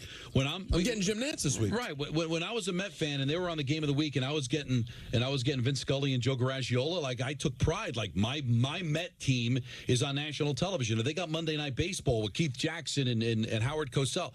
I don't does the younger generation think that way anymore? I guess they don't. You get enough people complaining about it. I always thought it was cool that my maybe team was people on did complain television. then, but they don't have the megaphone of social media. Well, I just realized I'm a little disappointed that I'm going this week. Don, when was the last time I got a Jim Nantz Commanders game? That doesn't happen. We would stumble into a Buck game on Fox because we played Dallas. Yeah, and if you got played Dallas on Thanksgiving, you'd get to get the CBS. But this is a big deal. And I'm gonna have to DVR and watch when I get home. And I still can't get used to it, guys. Like the Giants Seahawks game was on CBS. No, it's been a few years now, but it's still weird. It's still weird, isn't it? Michael, how about this? Remember we talked about the wacky commies Ravens line? Yep. It's gone up. Yeah. Ravens are now favored by 7. They're not respecting the Commanders. No, there's no respect. Zero respect. Money's going on Baltimore. I don't get it. I'm with Peter. These people are nuts. Show me something. Let's hold hands. Let's go to Barbara in Florida. Barbara. Good afternoon. How are my favorite guys? How are you? I literally just got power on an internet when you were talking about Florida. Wow. I was at my son's. We lost power last night till 2 in the morning. My place has been out until 15 minutes ago. Are you on the west side of Florida or the east? I'm on the West Coast in Punta Gorda in Charlotte County, and downtown in the historic district, the streets were 4 to 5 feet high. Oh, my goodness. And there were 2 idiots down there in the water filming, videotaping, so everybody could see exactly what it looked like. So, Michael, no, everybody doesn't listen. No, I know that. But let me ask you, Barbara, why did you stay in Florida? Why didn't you get out? I mean, was it just impossible to get out? Because where my son is, his zone is not a bad flood zone like mine is. Okay, that makes sense. I'm close to all the canals. So if the canals overflow, it's a slight chance I would flood, but I could. If you're downtown and that harbor overflows, you're done. Yeah. Well, we're glad you're okay, Barbara. So the homes down there are destroyed between Helene and this one. Wow. They're all finished. The businesses are all finished. The bar had water up to the top of the bar. That's awful. It's really, really terrible. But I just wanted to touch base with you guys and let you know that I am okay. I'm safe. I'm back in my house because I got power back this afternoon. I had no cell service today at all. Well, we're glad when you got power back, you tuned in to us, and we're glad that you're okay. Thank you, Barbara. Be well. You know what I don't get, guys? I'm going to go on a little bit of a toot right here. Oh, boy, here we go. I love it. Why would CNN send Anderson Cooper down to the middle of a hurricane? And why would Anderson Cooper not tell him to kiss his backside? Well, I think I had the same thought. I'm pretty sure he was not in the eye of the storm. But he got hit in the head with something. Yeah, no, they had him in a place where you get wacky optics. But we know what rain looks like. We know what wind looks like. What do we need to endanger somebody? I think having boots on the ground is important to these networks. I think they're out of their minds. All right, but well, also they're telling people you absolutely cannot be there. But we have someone there. But listen, do I think it's more of an optics thing? I mean, I'm sure they can tell the story from afar. But you want boots on the ground. He's the guy. These are the moments he probably lives for. I can understand when you're in that situation and you're the lead voice on CNN and this is the biggest story going. You're going to want to be You know what's going to happen one day, Don? They're going to do it. One of the people I send down there is going to die, and then they say, we should never do that again. We're just waiting till somebody dies. It's like hockey nets or baseball nets. But you know what's good? You know what they should watch disaster movies, because in every disaster movie, the guy doing the stand up on camera gets killed. Right. They're not listening to that. But again, there's better things, or more noble things to die for. But if this is what you choose to do for a living, this is their Super Bowl, Michael. This is their World Series. I understand going to a war zone. Again, very, very dangerous. But what are they doing? Sending somebody who can't stand up straight in the strong winds. You see on the Weather Channel all the time. We get it. We know what it looks like. Just tell people to get. Peter just said it best. You got to get out. Everybody's got to get out, except us. We're going to stay here. How does that look? That you're willing to do anything to get this. Well, then those people are willing to do anything to save their house. Now, this is interesting here. Our super producer, Anthony Pusick, sent us a text message. Super, Jace. Well, I agree. See, that's all it takes. And now we lost him for the day. Now we're done. Now we're producerless for the next hour. Anthony may not say a word for the next 2 hours. Hope you loved it. I haven't spoken much today at all. Yeah, exactly. Now it's going to be even worse. Hope you enjoyed your little joke, Michael. Yeah. As long as the listeners did, Don. You always tell me it's about the product. I know, but not at the expense of the show. Like now we're the Jets. We don't have a head coach. So according to what's happening on ESPN Bet from Ben Fox on Twitter. Excuse me?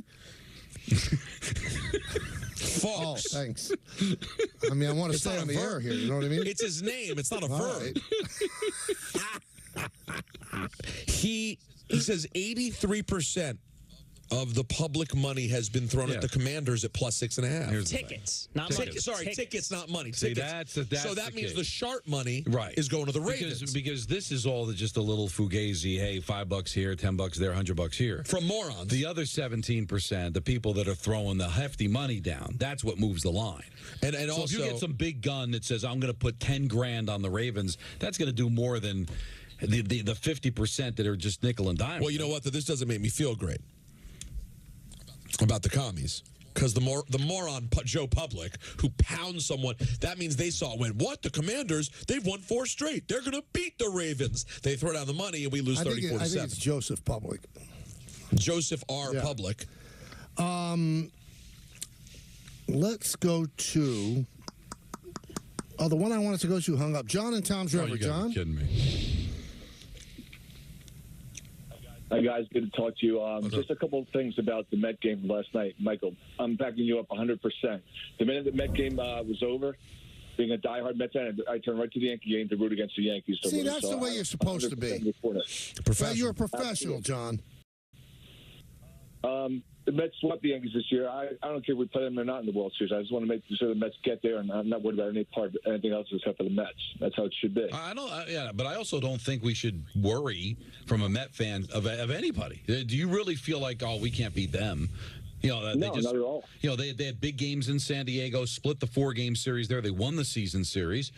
Los Angeles doesn't have any starting pitching. I'm not going to guarantee anything. It's baseball, Susan. But I don't think the Mets should be scared of anybody.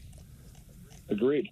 But you don't want to be scared, but you don't want to set yourself up to lose that series to the team that, you're going to hear from their fan base. That's all I keep saying. But here's the thing, and it may call me weak, call me simple. Weak and simple. I've been called bull. You're weak. You're simple. I don't want a Subway Series because why do I have to share the spotlight? No, listen. My team doesn't go to the World Series all the time. They've gone 5 times, and one of the times it had to be about the Yankees, And right. I won't buy into. I'll tell you this right now. I'll say it right now. I'm not going to buy into big brother, little brother. If they meet in the World Series, Michael, I think it's even. I do. Forget about the regular season matchup. I think they go in 2,000. Yankees looking for their 3rd straight championship. Mets were a wild card team. Mets have been great. I would not go into that series with house money. I'd go in there wanting to win and thinking they could win. We'll come back. That's why I think this one hit different. With more of your phone calls. Also, we have Henrik Lundqvist joining us at 5:45. We'll also hear from Aaron Boone from Kansas City. So all of that's right there on the buffet line, if you like. Right here on Yes and ESPN 880.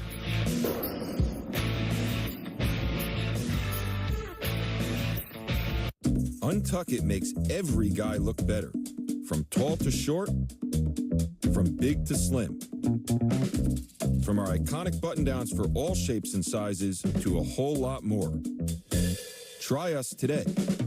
Untuck It. We just make guys look better. Oh, and we make great styles for her, too. Find the perfect fit at untuckit.com and more than 80 stores worldwide. Well, if you want my 2 cents on interest rates, we got options. My 2 cents.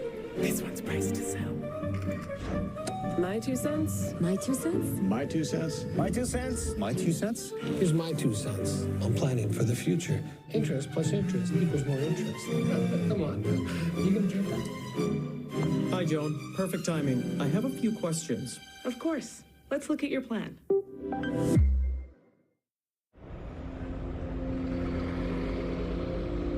The doctor said I only had a 29% chance to find you.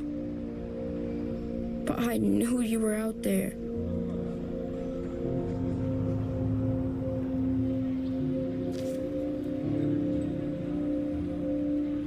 Every night, even when my heart was sad, I wished for you to sign up. I got so sick that I couldn't go to school, but I still made people laugh. But when we matched, it was the best day ever. Dear donor, your blood stem cells saved me from leukemia. Thank you forever and ever and ever. Sincerely, Owen.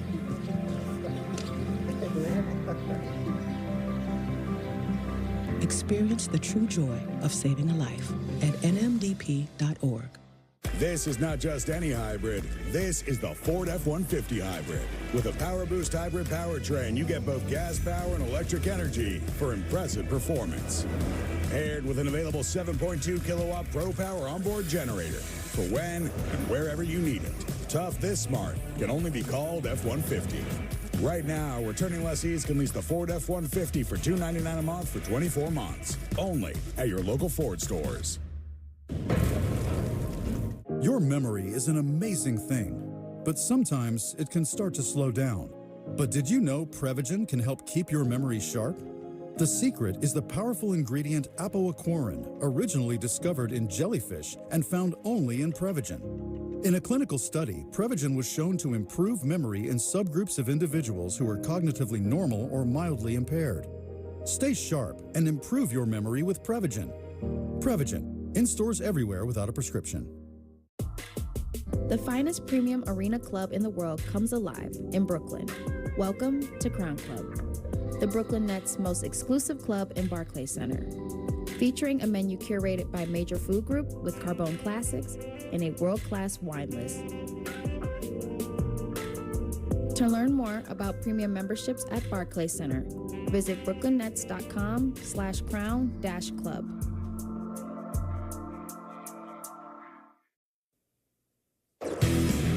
Chris Sheeran back here for the Michael K. Show. The Bombers are up 2-1 on the Royals, and highlights from last night's Game 3 are brought to you by Montefiore Einstein, the official hospital of the New York Yankees.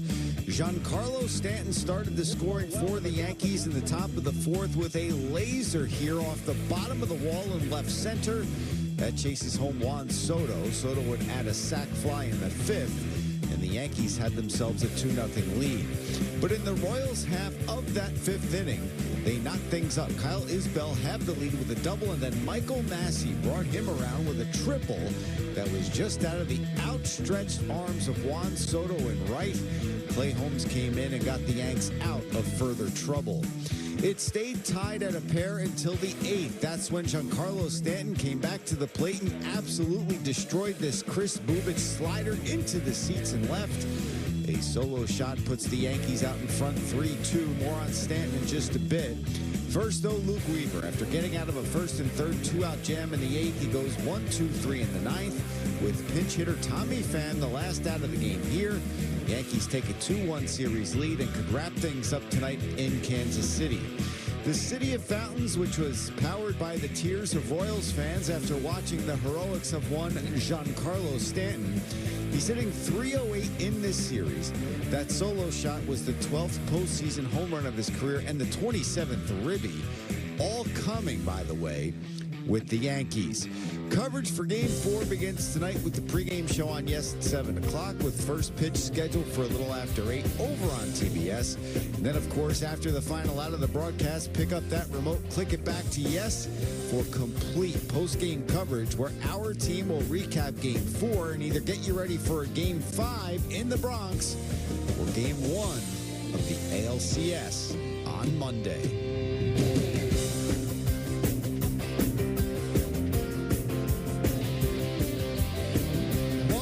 Michael K. Show. This is an interesting stat that I dug up.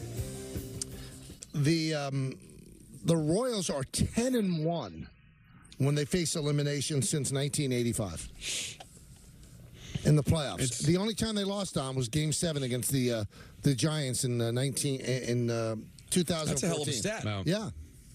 Salvador Perez is the only one left from 15, Yep. right? Is there anybody else left? That's No. it. So I guess that doesn't mean anything, but, you know, although you would think by the TBS broadcast that George Brett is managing the team. Wow. God, could they stop? I mean, people want to jump like on George Brett as Costas. much as everybody. The director cuts are awful. I mean, when the guy scored on the throw, I guess it was by Verdugo. Verdejo. I mean, they didn't even they didn't know where the camera was. Oh, when Soto scored, right? Yes, when Soto scored. Yeah. And they love some Mahomes. And the sound And is boy, bad, they but- love Brett. They did a whole inning with George Brett. It's a playoff And, you know, game. and I get, listen, I'm sure the nation isn't ready or know a lot about Witt Jr., baseball fans do, but you're trying to get. But George Brett, I get he's a forever Royal. Everybody remembers him. He's a forever major leaguer. Period. And I don't want to. TBS does games all year long. So why all of a sudden you sound like it's issues with the sound? It's a mess, man. You got to put your best foot forward in these situations, and they have. All right, fourth. If the Yankees win tonight, it'll be the fourth trip to the ALCS in 8 years. And, we do this show every, 5 days a week. And you would think that the Yankees would finish last every single year.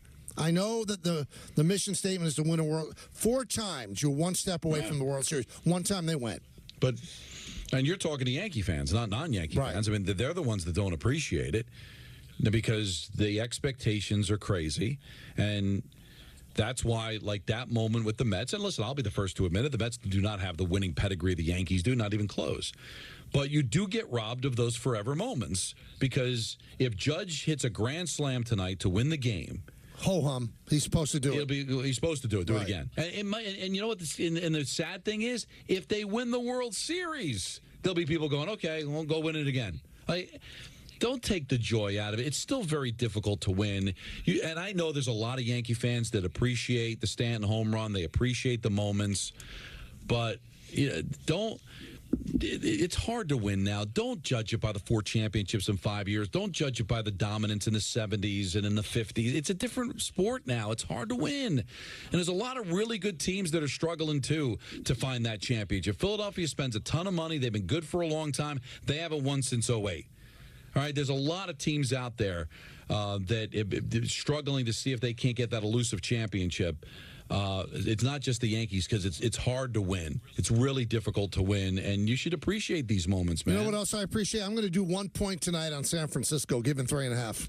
That's such a lame thing, but okay. Listen, we got to. What a goofy. Why 1, Michael? Because I don't feel 3-ish. Well, then lay out. No, I don't want to lay out. I still like the pick. Special, I don't man. love the pick. Clown show. You let me live my life, and you live your life. But you know the rules. My way of being is to have an opinion. I can't let things go. All right, good. Well, I disagree with your opinion. Doesn't mean that your opinion's wrong, but I disagree with it. I don't agree with it. I'm not in line with your opinion. I just think it's Thursday. It's special, no, it's man. not. Don't get everybody excited. It's not special. So you teased a 1-point play. You let everybody know earlier in the show, I think I'm going to play this game. I did. I played it. And it's I a played it. 1 point. Pinky toe in the shallow exactly. way. And that's what I do when I get in the pool. Pinky toe first. Let's go to Walter in Albany. Walter. Yeah, hello, Michael. Hello. How you doing? Great. I'm shocked I even got to. I was ready to run to the store, and I just heard you talking about the Yankees and the Mets and how you can't be a Mets fan. Stop. Excuse me, that's my dog. That's all right. You can't be a Mets fan. Mm-hmm. Right. That's I'm 62 years old. I'm a diehard Yankee fan. I used to run home from school to watch Reggie Jackson and them play. But I would definitely root for them. And what happens if the Mets play the Yankees in the World Series? What happens when the Mets play the Yankees in the World Series? I root for the Yankees all day. But you're putting the Mets in a position where they could beat the Yankees. Why would you want that? But anybody could beat them. But if the Mets beat the Yankees, Walter, I don't know if you live around people that are Met fans, you'll never hear the end of it. That's my only point. Thank you. I'm not going to continue to litigate this. It's just ridiculous. How do they not see that, Don? Because he's up in Albany. I don't know if he's from Albany or lives there now, but he doesn't have to worry about running into probably too many Met fans up in Albany. He's also not 13. He's not fighting on the playground anymore, guys. But you just said it's younger people. Care. There's a 62-year-old, so my age, essentially. So your theory is out the window. You say younger people don't feel like that anymore. I'm shocked that a 62-year-old Yankee fan would be rooting for the Mets. Now, I don't say that you can't sit there and enjoy the game. That was phenomenal what happened yesterday. But to sit there and root for them? You're out of your mind. By the way, maybe we need to establish this. What is root? I want them to win. Oh, please let them win. I hope they win. Instead of wait, hold on. Is that what you mean by it, Don? Oh, I hope they win. I hope they win. Oh, please let them win. Or is it, hey, nice one, Matt. Good for you. There's a difference. There is a difference. Like, I'm telling you the truth. I don't think Don, I'm sorry, I hate to call Don a fraud. I don't think there's any chance that Don is going to be sitting there hoping the Yankees lose tonight. I think he will. Don't think there's. I think so. He will. I mean, only if he thinks it's good fodder for the show. But I don't. Don, think forget about the show. They take the show away from you. It could happen any time. Well, are you rooting for the Yankees today or not? I want the Royals to win. I want them to sweep.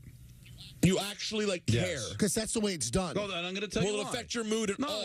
No. But what? I'm 56 years old. Exactly. I got a mortgage. I got a kid with a stomach ache at home. Give me a break. All right?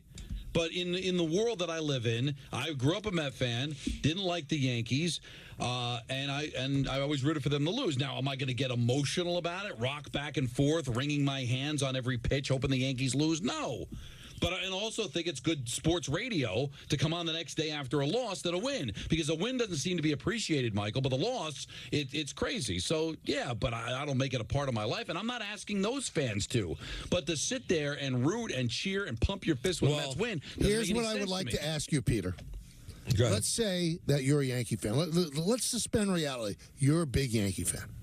And you're rooting for the Mets to get past the Phillies and then get past the Dodgers and the Padres. And boom, there they are, the New York Mets facing your beloved Yankees, right? Set up, right? All right. Now, the Yankees would have home field advantage in the World Series over the Mets. Sure. So the Mets win Game 6 to win the championship. And you're watching the Mets pop champagne on the mound at Yankee Stadium. How you feeling then about rooting for the Mets to get to the World Series? How you feeling? Probably not great. Probably not. So then why would you put yourself in that position? Well, you're not putting yourself in that position because you're rooting for them doesn't control the outcome at all.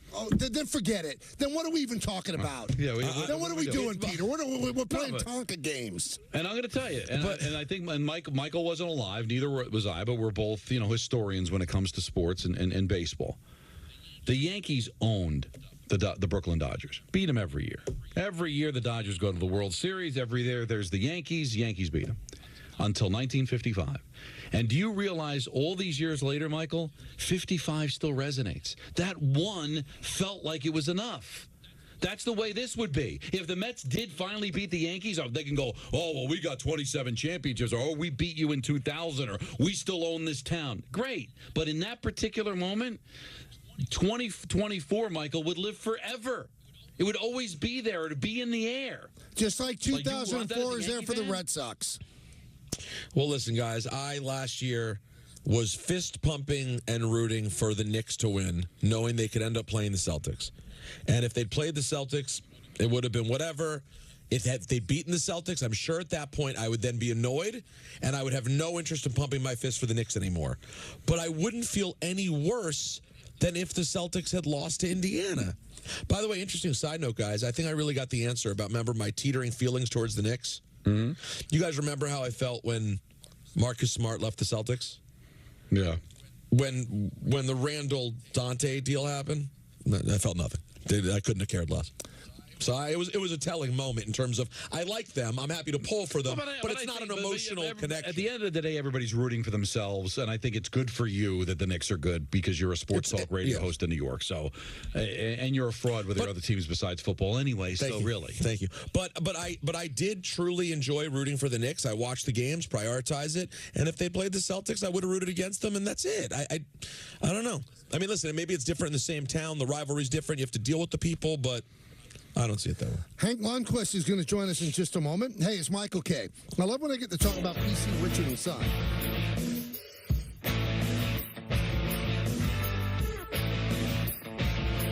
The Michael K. Show on Yes is brought to you in part by Mezcal Campante, this season's must-drink mezcal. Champions drink Campante.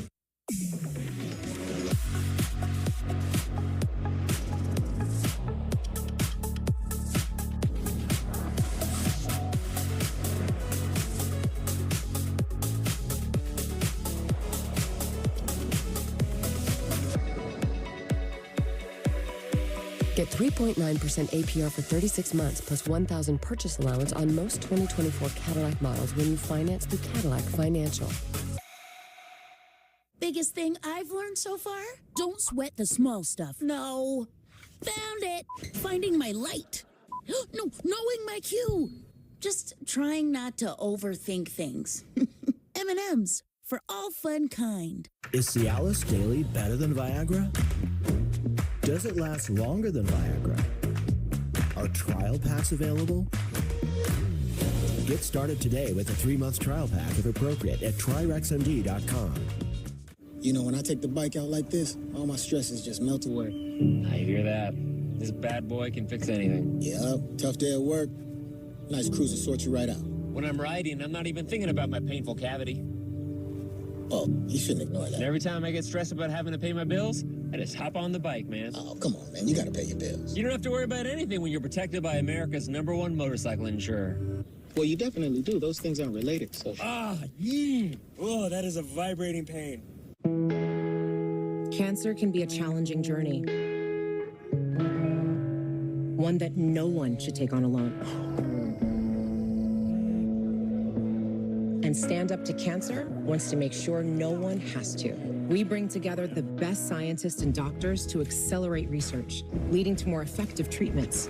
With each new advancement, we're getting closer than ever to our mission of making every cancer patient cancer-free.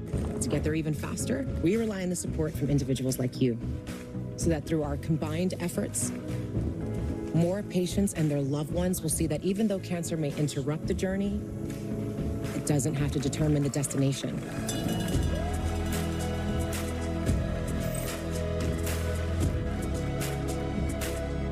Let's go further. Together. Join us and learn more at standuptocancer.org/AA. Hi, I'm Sally. I'm from Phoenix, Arizona. I'm a flight nurse on a helicopter that specializes in trauma. I've been doing flight nursing for 24 years. I had a fear that I wouldn't be able to keep up. I wanted all the boost I could get. I heard about Prevagen from a friend. I read the clinical study on it, and it had good reviews. I've been taking Prevagen now for 5 years, and it's really helped me stay sharp and present. It's really worked for me. Prevagen, at stores everywhere without a prescription. The best ideas come from solving common problems. My problem, like a lot of other men, I couldn't find a shirt that looked good untucked. So this became my passion, to design a shirt that captures the perfect balance between length and fit. Easy to say, not that easy to do. But with some innovative design changes, we did it. Our problem, my solution. Untuckit.com. That 808, can you feel that BASS bass?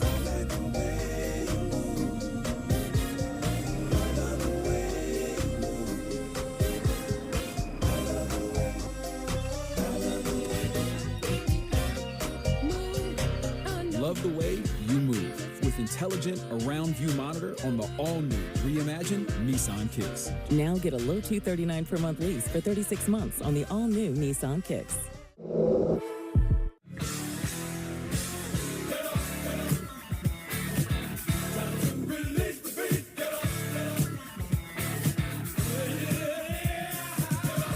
People, it's Reese's season. Recently, Congress set an annual limit on Part D out-of-pocket costs to help Medicare beneficiaries better afford their medications. In 2025, that annual limit will be $2,000. Another new benefit, called the Medicare Prescription Payment Plan, helps beneficiaries spread their out-of-pocket costs into monthly installments with no interest or fees. To sign up, you must contact your Part D insurance plan at least 24 hours before you pick up your prescription. This is important because you can't sign up at the pharmacy counter. To learn more, visit www.loweroutofpocketcosts.org. It's easy to stay safe online. Learn more at CISA.gov/secure-our-world. We asked seniors how to prevent Medicare scams. If you get a phone call, do not talk to the person. Never, ever give out your Medicare number. Just hang up. I check my Medicare statements monthly. To report Medicare fraud, contact the Senior Medicare Patrol in your state.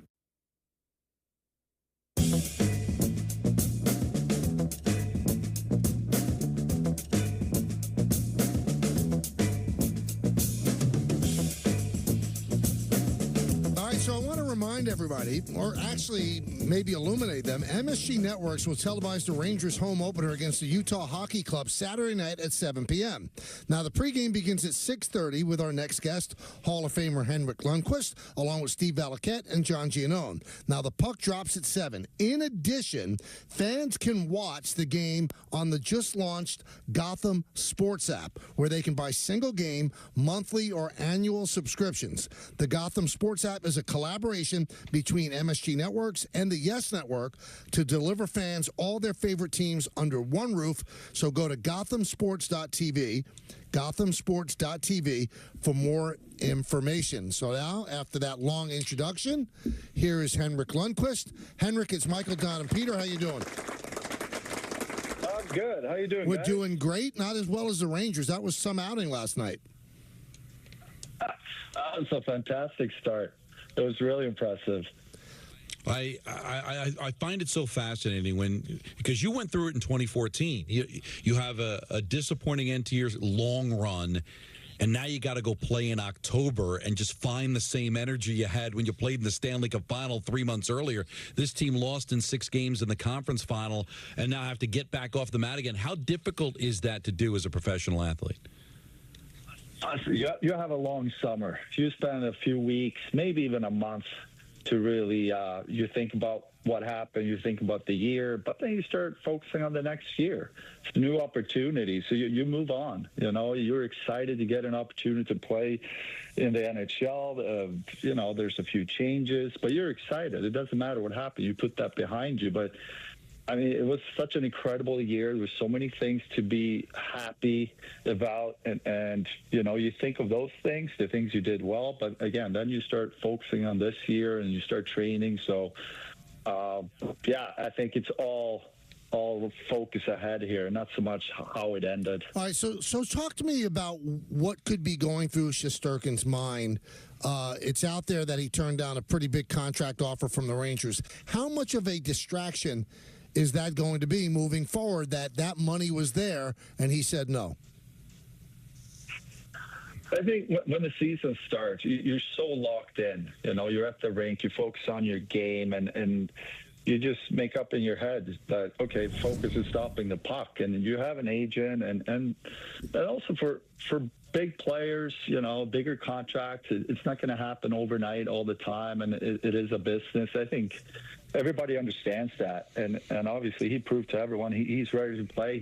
His focus is where it needs to be, which is that next shot, you know. And then I'm confident things will work out, but in the end, as a player, you understand it is a business, so you need to put that aside and just worry about See, I wonder, again, I've never been in that situation. So there's $88 million that he said no to. And as you said, it's a business and this is in an agent's hand. But in the back of your mind, Henrik, aren't you thinking about what happens if I have a catastrophic injury and I never get to see that money? Do you worry about that? I mean, everybody's different, you know, where their heads are at, and I think the good thing is, again, you have representation dealing with that, and I think at this point you just leave it to them and you just worry about going to the rink every day and enjoy the game, and it will work itself out. And as a goalie too, you put so much pressure on yourself to perform. There's not really any room for other thoughts, especially game days and again, that pressure and betting on yourself. You have to do that as a goalie, and the rest you leave to other people.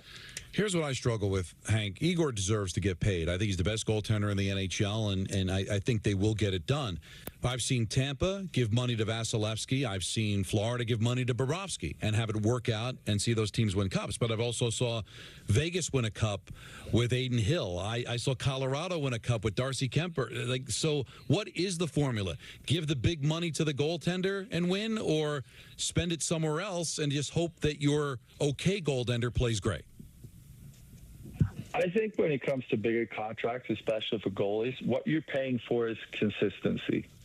You know, there's a lot of wins that needs to come your way for you to even be in the playoffs. Yes, you can have goalies go on hot runs, But to do it year after year and consistently bring your A game, I think that's what you're paying for. Yeah, you brought up there's definitely been teams winning with goalies that haven't had the track record or haven't maybe been as consistent after or even before. But in my mind, when you're looking at a goaltender, how you value a goaltender, it's definitely the consistency. That's the most important thing in my mind. All right, so go ahead, Peter. Go ahead, you Michael. go. Well, we're at a point, it feels like the Rangers are in this spot now where it's almost like a Yankee-like conversation. They've been there the last couple of years, but ultimately fans want to see a championship. Hank, how close do you think this team is? Could this be the year that they actually get the cup? Well, they're in the conversation, and that's a great start. You look at last year, incredible year, President's Trophy, two wins away from the finals. There's so many good things happening for this team. I love the comebacks, the confidence and belief they have in the locker room. I think a lot of times that's where it starts. If you have that, you can overcome so many things. And if you look at how many times they actually came back, it's such a great sign of a team that they believe in their system, they believe in their coach, and you add all the other factors, the core, the skill level. It's a great team. There's no question. They're up there. You look at, I think Edmonton's going to be good again. Florida, I think, is going to be good again. But when you start going down to the last 4 to 6 teams and of a playoff run, the difference is extremely small. But when you evaluate last year, they're on track. So. They should feel confident, but at the same time, you need to understand there's a lot of good teams out there. So you need to be humble and understand there's a lot of work to be done here before you can even start thinking about the playoffs. I felt so good for Jacob Trouba last night. Couple of assists, +2. It was a really difficult offseason for him. The fans got on him. He refusing to waive his no-trade clause. You played in this city. You know the pressures. How do you feel about Jacob Trouba, and do you think that he's maybe underappreciated by the fans and could still really bring a lot to the table on the blue line for this team? Yeah, I think a little bit, to be honest. He brings a lot, physicality, and he plays so hard. He earns so much respect from his teammates and within the organization that way. And as a leader, too, in the locker room, he's calm. He's a smart guy. So he brings a lot, not only on the ice. I was really happy for him as well. He had a really strong start, and playing professional sports, obviously a big thing is confidence. So when you get a good start like that, I hope he can continue building off of that. And when he's on top of his game, he's extremely effectful, and he can have impacts in games. Now, in a cap sport, we're talking with Henrik Lundqvist. There's no perfect team. So, although most people feel really good about this Ranger team, Hank, is there something that you're concerned about that could go wrong? That, gee, I hope this is okay this year.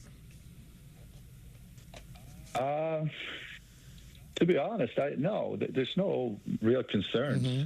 I love the depth. I think Hedo's going to have a great year. I'm curious to see Riley Smith, how he fits in, but I think that's a great addition to that second line. The top line, they've been on fire over the last year and a half, and if they can continue their play from last season, they're going to be in great shape. But every year, when you add the pieces, sometimes the pieces could be the difference, the role players, and get that extra scoring from the third, fourth line and the stability. And again, I think the management's done a great job to add those pieces. And just looking at them, watch the game last night, they seemed in control, the way they play defense. Everybody seems to know where to be. And again, the confidence and trust in that locker room seems very high. All right, here's the big question before I let you go. Yankee or Met fan? Ooh. I'm going to be honest with that one. I had different years where I had friends playing on both teams. Mm-hmm.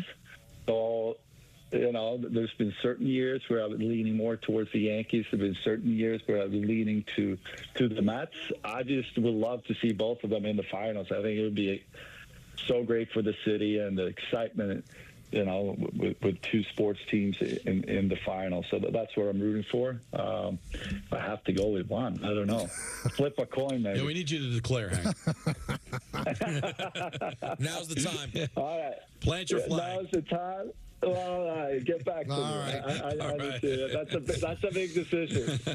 Henrik, thank you so much for joining us. Appreciate it. Thank you.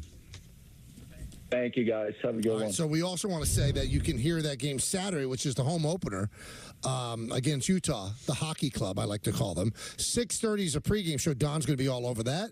And then the puck drops at 7 on 880. And I do want to remind everybody again that you can now get the Gotham Sports app. All the sports that you see on Yes and on the MSG network together on one app.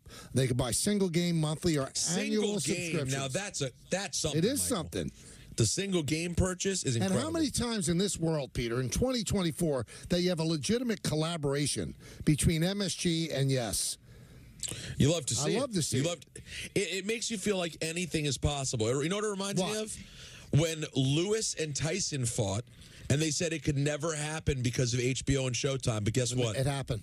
They came together. They split the broadcast. They made it happen. And if you want to get the Gotham Sports app, go to gothamsports.tv for more information. It launched yesterday, so it's brand new.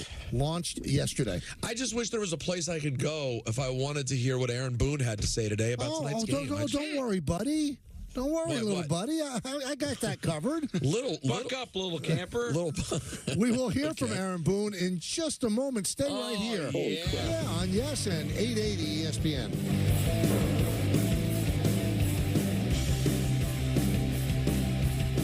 So, there's this guy, Paul Rivera, grew up in the Bronx. Made some mistakes, but eventually becomes one of those hard-working citizens who keep our city going.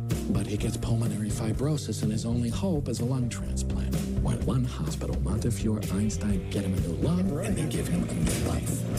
Everyone in his neighborhood is like, they give that guy a new lung or a new motor. The story, Mr. Giamatti. Well, you ought to know, Mr. Rivera. You lived it. You can win big on Hard Rock Bet with a little bet. Oh, yeah. Or a Post Malone size bet. Oh, yeah. And you don't need to know everything about every sport. Good, because I don't. Yeah, me either. All you need is a feeling and a phone. Oh, my gosh, I won. You definitely need a phone. We're good. Big payouts for every kind of player. Hard Rock Bet. Roll with us.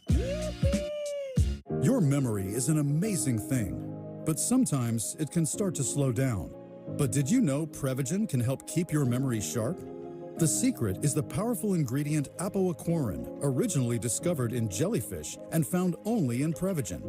In a clinical study, Prevagen was shown to improve memory in subgroups of individuals who are cognitively normal or mildly impaired. Stay sharp and improve your memory with Prevagen. Prevagen, in stores everywhere without a prescription. Is it possible to be more capable and more practical? Be able to perform here and here, make a statement while barely making a sound, and command the road as well as what lies ahead. How we get there matters. Get exceptional offers at your local Audi dealer. Don't let a clogged gutter rain on your parade. Protect your home with LeafGuard, the only one-piece seamless gutter system guaranteed to never clog, no matter the weather. Never clean your gutters again with LeafGuard. LeafGuard's patented seamless design keeps leaves, pests, and sediment out while directing water away from your home, preventing wood rot and foundation decay, giving you peace of mind that your home and family are protected from water damage with the industry's premier maintenance-free gutter system. LeafGuard is the smartest solution in gutter protection, proudly protecting your home by getting it right the first time for a lifetime. From manufacturing to installation, LeafGuard handles the entire process from start to finish. Invest in your home with a company you can trust. Call 833-LeafGuard right now for a free estimate and save 20% plus $500 off your purchase and installation. LeafGuard, get it today, protected for life. The Bombers are set for an epic October run. Just outstanding. And yes is your Yankees postseason home. There's an urgency to win. With enhanced pre- and post-game coverage around every playoff game, plus preview specials and exclusive player access. We're excited to take our shot. You followed the chase all season. Tonight, get set for a crucial Game 4 against the Royals. Starts tonight at 7 on Yes and the Yes app.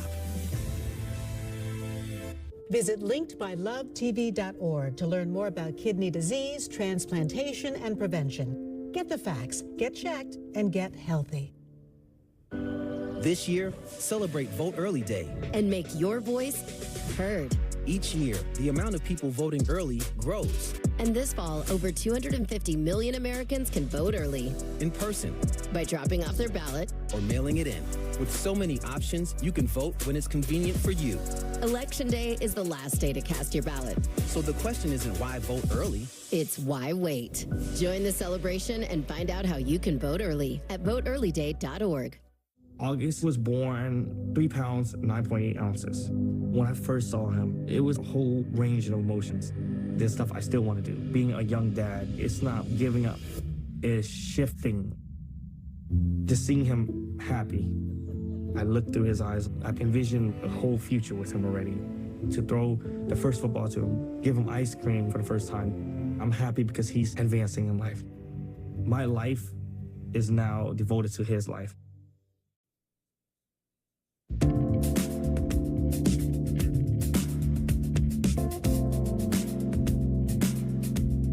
I can't argue with that. Thank you. I can't argue with that. That was a nice take. So where do we stand in the week? Peter's still leading or what? Yeah, 2-2. 2-2 now. I had 2. Peter And I have a 0. So. Jordan 2-2. And do you believe that we actually got a call from Richard taking exception to us saying kissing your sister? He's like, that's not it. It's kissing your cousin. I'm like, no, it's kissing cousins. And he said we're wrong. And then it was proven later on in the segment that it was Richard that was wrong. Yeah, it's kissing your sister, not kissing your cousins. Of course it is. And we were saying that whoever came up with the phrase kissing your sister for a tie was saying that kissing his sister wasn't that awful. Wow. And I think that's disturbing. Now, Aaron Boone in Kansas City before Game 4 met with the media, and here's what the Yankee manager had to say. Aaron, you have a different first baseman again today. John Birdie, you said that that's your tough call for the day, it seems like. Yeah. Every game. Ultimately, what are the determining factors in who you go? Yeah, I mean, really pleased with how both have performed so far for us. I think they've both done a really good job defensively at first. They've had good at-bats. Cabby more good at-bats last night. I thought John's at-bats in Game 2 were excellent. You know, Birdie brings that speed element to the game. And just with Waka, you know, being kind of neutral and with that change-up and having another righty in there and just being real balanced, right, left throughout. Again, tough call for me, but felt like John was the guy for tonight.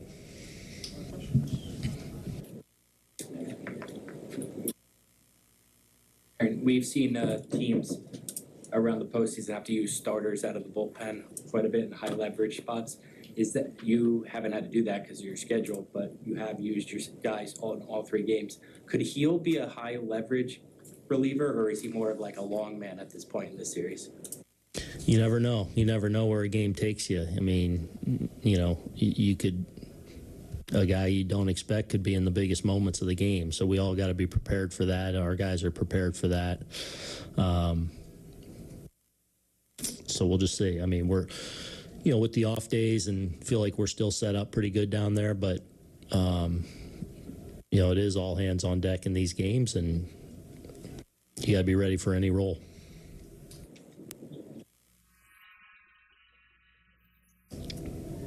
Aaron, I know you like the right-left splits and batting order. Do you ever consider, even from my batting standpoint, like one, because he's obviously very hot right now. Mm-hmm. Runs through the line, they left these a lot in goaltending. So did you have any thought to maybe stacking your right-handed hitters? A little bit, especially with Waka, being very neutral. But I feel good about, all our guys where they are, having the ability to have the right at bat and impactful at bat. So I did give that a little bit of consideration, but ultimately I wanted the consistency too.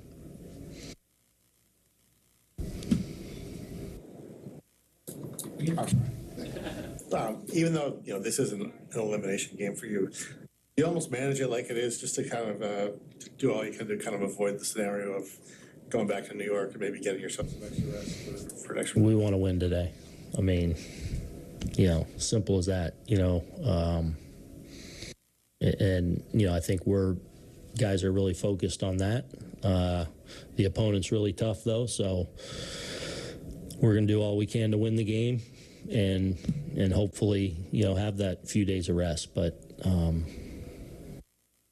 we'll just let the game unfold, too. From Judge right now, we see the results, but what do you see when you break it down? Yeah, I thought he had some good swings last night. I thought he looked good. Obviously smoked that first ball in the first inning. Felt like got good swings off on a couple of the flyouts that he had. So, got in some deep counts, had a walk. Actually, probably had a second walk. So I think he looks pretty good to me. Yeah. What have your conversations with Judge been like over these last few days? Has he changed at all? No. What's up? What's up, Skip? How we looking? Just normal conversations. Yeah. Good. Mm-hmm. All right, so that's Aaron Boone. Thanks, Skip. I'll tell you what. The Yankees are up 2-1. I don't think they've played well. I mean, their relief pitching has been extraordinary. Starting pitching has been, I thought Schmidt was okay yesterday. But, if you can't get 5, that's not a great outing. But I guess that's what it is in the playoffs. But their offense has been really, really stagnant. They have not put up crooked numbers. I mean, they had 4 hits yesterday, and 3 of them came from Giancarlo Stanton. They had 3 runs, 2 ribbies by Stanton. They've walked a lot. I think they've drawn 22 walks. So think about that, guys. 22 walks in 3 games, and they haven't blown a game open. No. So, I mean, you got to make it easy every once in a while. You can't have these heart thumpers every single time. It's hard to get 11 wins playing like this. I got to tell you, Michael, I want to give you a reverse point guard for what you just said. Interesting. How so? I mean, saying that you don't think they're playing well to me, it's yeah, absolutely. They're up 2-1. There's no way you can come out of last night as a Yankee fan feeling particularly good. I'm not even talking about the crazies who are angry all the time. Even a normal Yankee fan should not feel great about how they got it yesterday. He can't get your entire offense from Giancarlo Stanton. How is every night Giancarlo Stanton going to hit towering home runs and steal bases? It's an unrealistic way to think you can win. You take it, but Don, you're not feeling great. No, but I don't think that you're just going to get nothing out of Aaron Judge the rest of the playoffs. I don't think that Soto is only going to have like 1 RBI every 3 postseason games. So yeah, Stanton may not save you, but there's still plenty of other guys that can hit. A question on Soto, Michael. Did he misplay the ball in right field at all, or was that just an impossible catch? I think it was very difficult. I think the catch probability on that was 10% because I looked it up. Okay. And it looked like first of all, he's not a great right fielder. I mean, we could love him all we want as a hitter. He's not a great right fielder. But even that catch probability would tell you that even if it was Paul O'Neill out there or if it was Roberto Clemente out there, that's a 10% catch probability. And, he made the dive rather than, kind of play it for a single. He made the dive and turned it into a triple, but that run didn't score. Now, a run scored on the triple, but the fact that the guy got the third didn't score because Holmes came in and got the final out of the inning. But, that was not what's interesting, though? When you bring up the catch probability, as stupid as I sometimes think all those stats are, it's interesting because it makes you realize what made it a bad play was not that he was unable to make the catch, but it was the fact that he wasn't aware that he couldn't make the catch and cut it off instead. See, I think he thought he could make the catch, and it did tick off his glove. And if he had made the catch, it would have been extraordinary. But you're right. Right. 90% of the time, that catch is not made. But if you circle the ball, it's held to a single, maybe a double. By the way, I have something to offer you guys. I'm watching. We have ESPN on it in here. Nice. You don't think I'd say this? You don't want to sound like a shill, though. No. Well, should I not even say? Oh, sorry. I'm watching a sports channel. Phil, is that okay? I'm watching a channel that shows sports, and Joe Fortenbaugh is on it, and I guess he's out of the survivor pool, so he's shaved the mustache, which is hideous. Don, I think he's better with the mustache. Oh no, it's not a diss. I think it actually worked for him. There's something about him stashless that's a little more generic. I think I like the bring stash. it to him tomorrow. Yeah, he's gonna be. What time we have Fortenbaugh? Oh, don't worry about it. Listen 5 to the whole o'clock. show. Well, that's a good point by you. All right, let's go to the phone. See what you're thinking. 1-800-919-3776. Scott in Long Island. Scotty. Hey, how you guys doing? Good. How are you? What's up? Good, thanks. I mean, is this not the best time of the year for sports? Awesome. Especially in New York? Awesome. The best. So I'm a big Mets fan, driving to work today, absolutely buzzing from last night. And I'm like, you guys were saying before, playing either the Dodgers or the Padres. And I'm thinking, man, I'd love to play the Dodgers. Me too. And then I was like, I would love to play the Tigers in the World Series. Now, obviously, being a New York guy, obviously it'd be more fun for, Mets versus Yankees World Series. But I was thinking about the playoffs so far, and it feels like the Mets are just exercising demons, right? We have the Brewers starting off the year, Reese Hoskins and Jeff McNeil. We beat them. We have Bryce Harper, soccer celebration sliding in London. We beat them. Now I'm thinking Jorge Lopez back in May tossing his glove, which was the absolute low point. We beat them. That's one more demon. And then if we play those Tigers and Gary Cohen 0-5, I'm thinking that would be the perfect story. So I want to know if you think that there would be anything better than that, or you'd rather see Mets-Yankees World Series. Well, I mean, if you want to, all the years of being a little brother to them. So I think that, but if I'm a Met fan, I'm not rooting for that. And although the Tigers are a bear to face, I'll tell you what. You see what I did there? Don, they're not going to score a lot of runs. They might stop you from scoring a lot of runs, but I don't think they're going to score a lot of runs. They don't have a scary lineup. So I think that would be, of the 3 teams in the American League, or the 4 teams in the American League that are left, I think I'd want to face the Tigers, because they're not going to score runs. Yeah, there's just so much. I understand how great it could be for the city, and I'm sure there'll be a lot of attention. It'll be great for our show, Mets, Yankees. It's just, I would think both sides would look at it and go, do we really want to add that layer to this? I mean, the Yankees haven't won since 2009, and the ultimate indignity of losing to the Mets.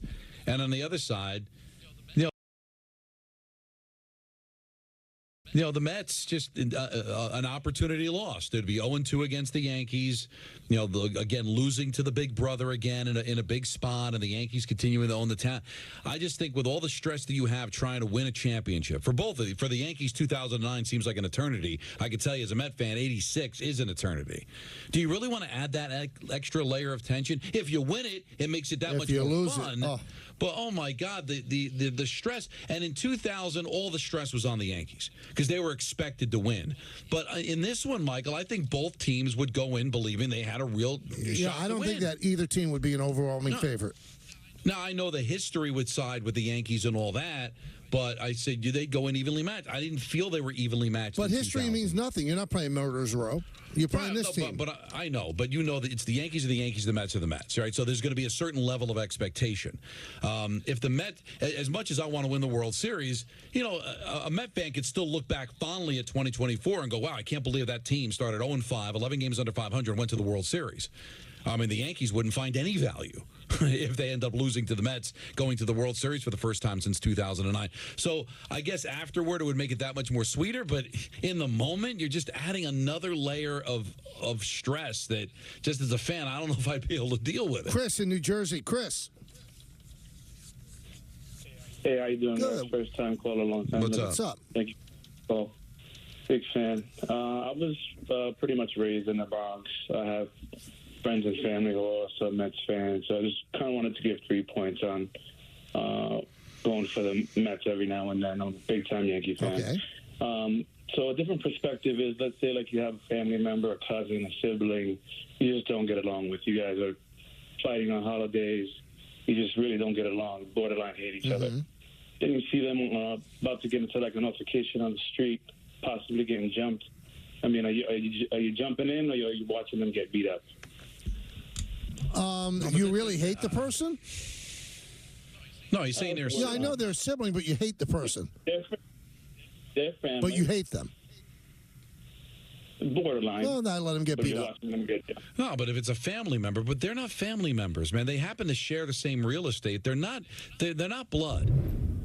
I do not look at the Yankees as a relation to the Mets. They're not. They're two completely different teams. So, maybe, you could say that when the Mets first came in, that the Dodgers and the Giants were kind of in their DNA. That's different. Michael, the Mets and the Yankees are not the little brother, big brother. There may be a feeling because they share the same real estate. They're neighbors. They're the Hatfields and McCoys. They're not related. They're not blood. So I know I don't. This whole string of, well, you want to root for the Mets because it's the city and it's our brother. I'm sorry, I don't think they're related. Let's go to Eric in Lincoln Park. Guys, there's something wrong with these fans. That if you're a Yankee fan, you're like, I don't mind if the Mets win, or if you're a Mets fan, you're like, I don't mind if the Yankees win. There's something wrong with these people. There should be a hatred of the other team to the end of time. I am a huge Mets fan, and I'm 32 years old, so I know Peter was saying a lot of the younger generation, like, they don't care as much. I'm 32 years old. My mom is the best mom in the world. She's the sweetest woman ever. She's a diehard Yankees fan. She loves you, Michael Kay. Tell her thank you. And when they collapsed in 2004, as an 11-year-old, I taunted my mom to no end. I just had no choice. I love that they lost. And honestly, I think people respect you more if you take a side. These people that are kind of in the middle, like, I don't mind either way. It's like I think deep down people would respect you. But you know what, Eric? I wonder what you think about this. I think most Met fans feel like you. I think these Yankee fans are acting all benevolent about the Mets. I don't think Met fans are rooting for the Yankees under any circumstance, Eric. Do you agree with me or not? Yeah, that I agree with. That I agree with. I think if there's any kind of frauddom, it seems to be coming from the Yankee fan. But I do think it comes from a place of, tapping you on the top of the head, going, "Good little boy, good job," and so it's condescending more so than it's really like rooting for. But that could all change. If the Mets were to win, Michael, maybe that would change it. But really, the Mets have been kind of harmless to the Yankees as far as like stealing the town or taking any of the shine away. Yeah, they went to the World Series in 2015 when the Yankees, didn't. But for sustain, it's been 30 years of the Yankees risk being one of the best teams in baseball, and there's been a lot of bad baseball for the Mets in those 30 years. But the thing that would worry me is that you could get lulled to sleep by what you just said, and I think that what you said is true. You could have said the exact same sentence, Don, going into the 2004 postseason. You're not worried about the Red Sox. Rivalry. It's like the hammer and the nail. It's not a rivalry. Yeah. Well, you got the matchup that you thought would be cute, and then you suffered the ultimate indignity. That's all I'm saying. If you're a Yankee fan rooting for the Mets to get to the World Series, and they face you in the World Series, and oh my goodness, they beat you, you're going to see what I'm talking about. And I believe in it, and this is a serious allegation, but follow me here. Those people that say they're diehard Yankee fans, but they also root for the Mets, if the Yankees ever took a nosedive, they would go to the Mets. And the Mets were good, they would just become Met fans. I really believe, and there are a lot of those people, Don, because there are years that the Mets were drawing 3.5 million people. Yankees were drawing flies. I've always said this. I believe that there were a lot of people in Shea Stadium in 1986 that were at Yankee Stadium in 1996. You might be right. And so they're ready to jump.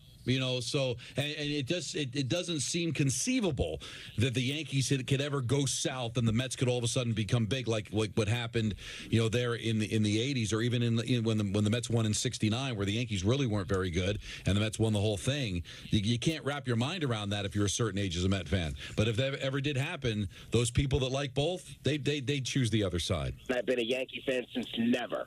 That's right. Tony in the car. Tony, How's it going, gentlemen? What's up? My theory is, and I'm a diehard Yankee fan since basically '77. I think, as a New Yorker, you have to root for the Yankees and Mets. You have to give the New York City area a championship. All right, so let me break this down with you, Tony. I want you to stay with me here. So you'd rather have a Yankee-Met World Series where you're sure that New York gets a World Series champion rather than a Yankee-Padre or Dodger World Series where if they beat you, they're 3,000 miles away, they can't shove it in your face. You're just rooting for – you're a New Yorker then. You're not a Yankee fan. Oh, no, I'm a diehard. But then how would you want the Mets to win the World Series? How would you want the Mets to win the World Series? I don't want the Mets to win the World Series. I'm saying that the city needs a championship. Why? Oh, stop. Why? Why does the city need a championship? Why? If the Mets win a championship, it's going to force the Yankees to finally, hey, let's do something because now little brother just kicked our ass. Let's do something. What? Spend $500 million? I mean, they have the highest payroll in baseball. What more do you want them to do? I'm telling you. Do you really think, Michael, that they would completely blow it up if the Mets won? Now, they might blow it up if they lose to Kansas City or at least, fire Boone or make some significant changes. But do you think if one of the teams wins, maybe that means people from the mayor's administration will stop getting arrested and going on leave and things like that? Because then New York needs it. If it'll say if it's going to fix City Hall, I think it's critical New York get a championship done. Critical, because we're in trouble as a city. I got to listen. As a sports fan, you'd like to see New York be better than it's been, but there's a lot of people that don't care about sports, and there's a lot of people that don't care about the other team. Yeah, so you would take pride if you're a Yankee fan, Michael, that the Mets won. Hey, our city's better than yours. Our city's better than you, no matter what. Our city has been great without a championship for a decade, better than every other. If I'm a Met fan, if I'm a Yankee fan, like I was as a young person, and the Mets won the World Series, I would have 2 weeks of projectile vomiting. Projectile. By the way, the Guardians lead the Tigers 1-0, bottom of the first inning. Yeah, they finally scored. Which is a must-win, literal must-win for the Guardians. They're down 2-1 to the Tigers. So 1-0, Guardians over the Tigers. Tigers coming to bat right now. Let's see if we have time for one more. Ron in Rockland County. Ron. Hey, how you doing, Don and Michael? Great. And Peter. Hi, Ron. Hello, Peter. Sorry about that. Hi, it's okay. I love you. I love you guys. I think you're great. But honestly, I don't think it means one iota whether you jump. I'll jump team to team. Then you're not a fan. That's cool. Then you're not a diehard fan. That's all right. You're not a diehard fan. That's all right. You're allowed to do that. I mean, I don't know. It's just joy. It's just sport. No. When you root for a team, there's joy and there's agony, Ron.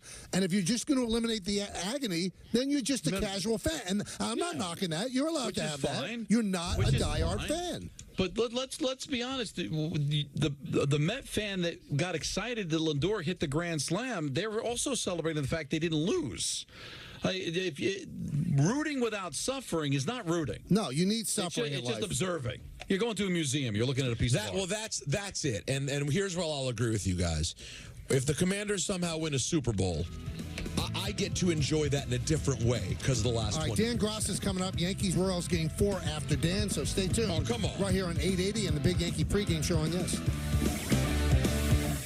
That's a wrap on the show for today. Coming up next, Brooklyn Nets Magazine, immediately followed by our coverage of Game 4 between the Yankees and Royals when the pregame show comes your way. For all of us here on the Michael Kay Show, this is Chris Sheeran saying have a great night. We'll see you again tomorrow at 3 o'clock.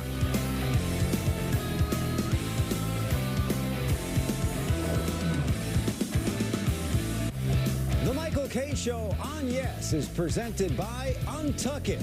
Shirts designed to be worn untucked. Shop now at untuckit.com. Untuck It makes every guy look better.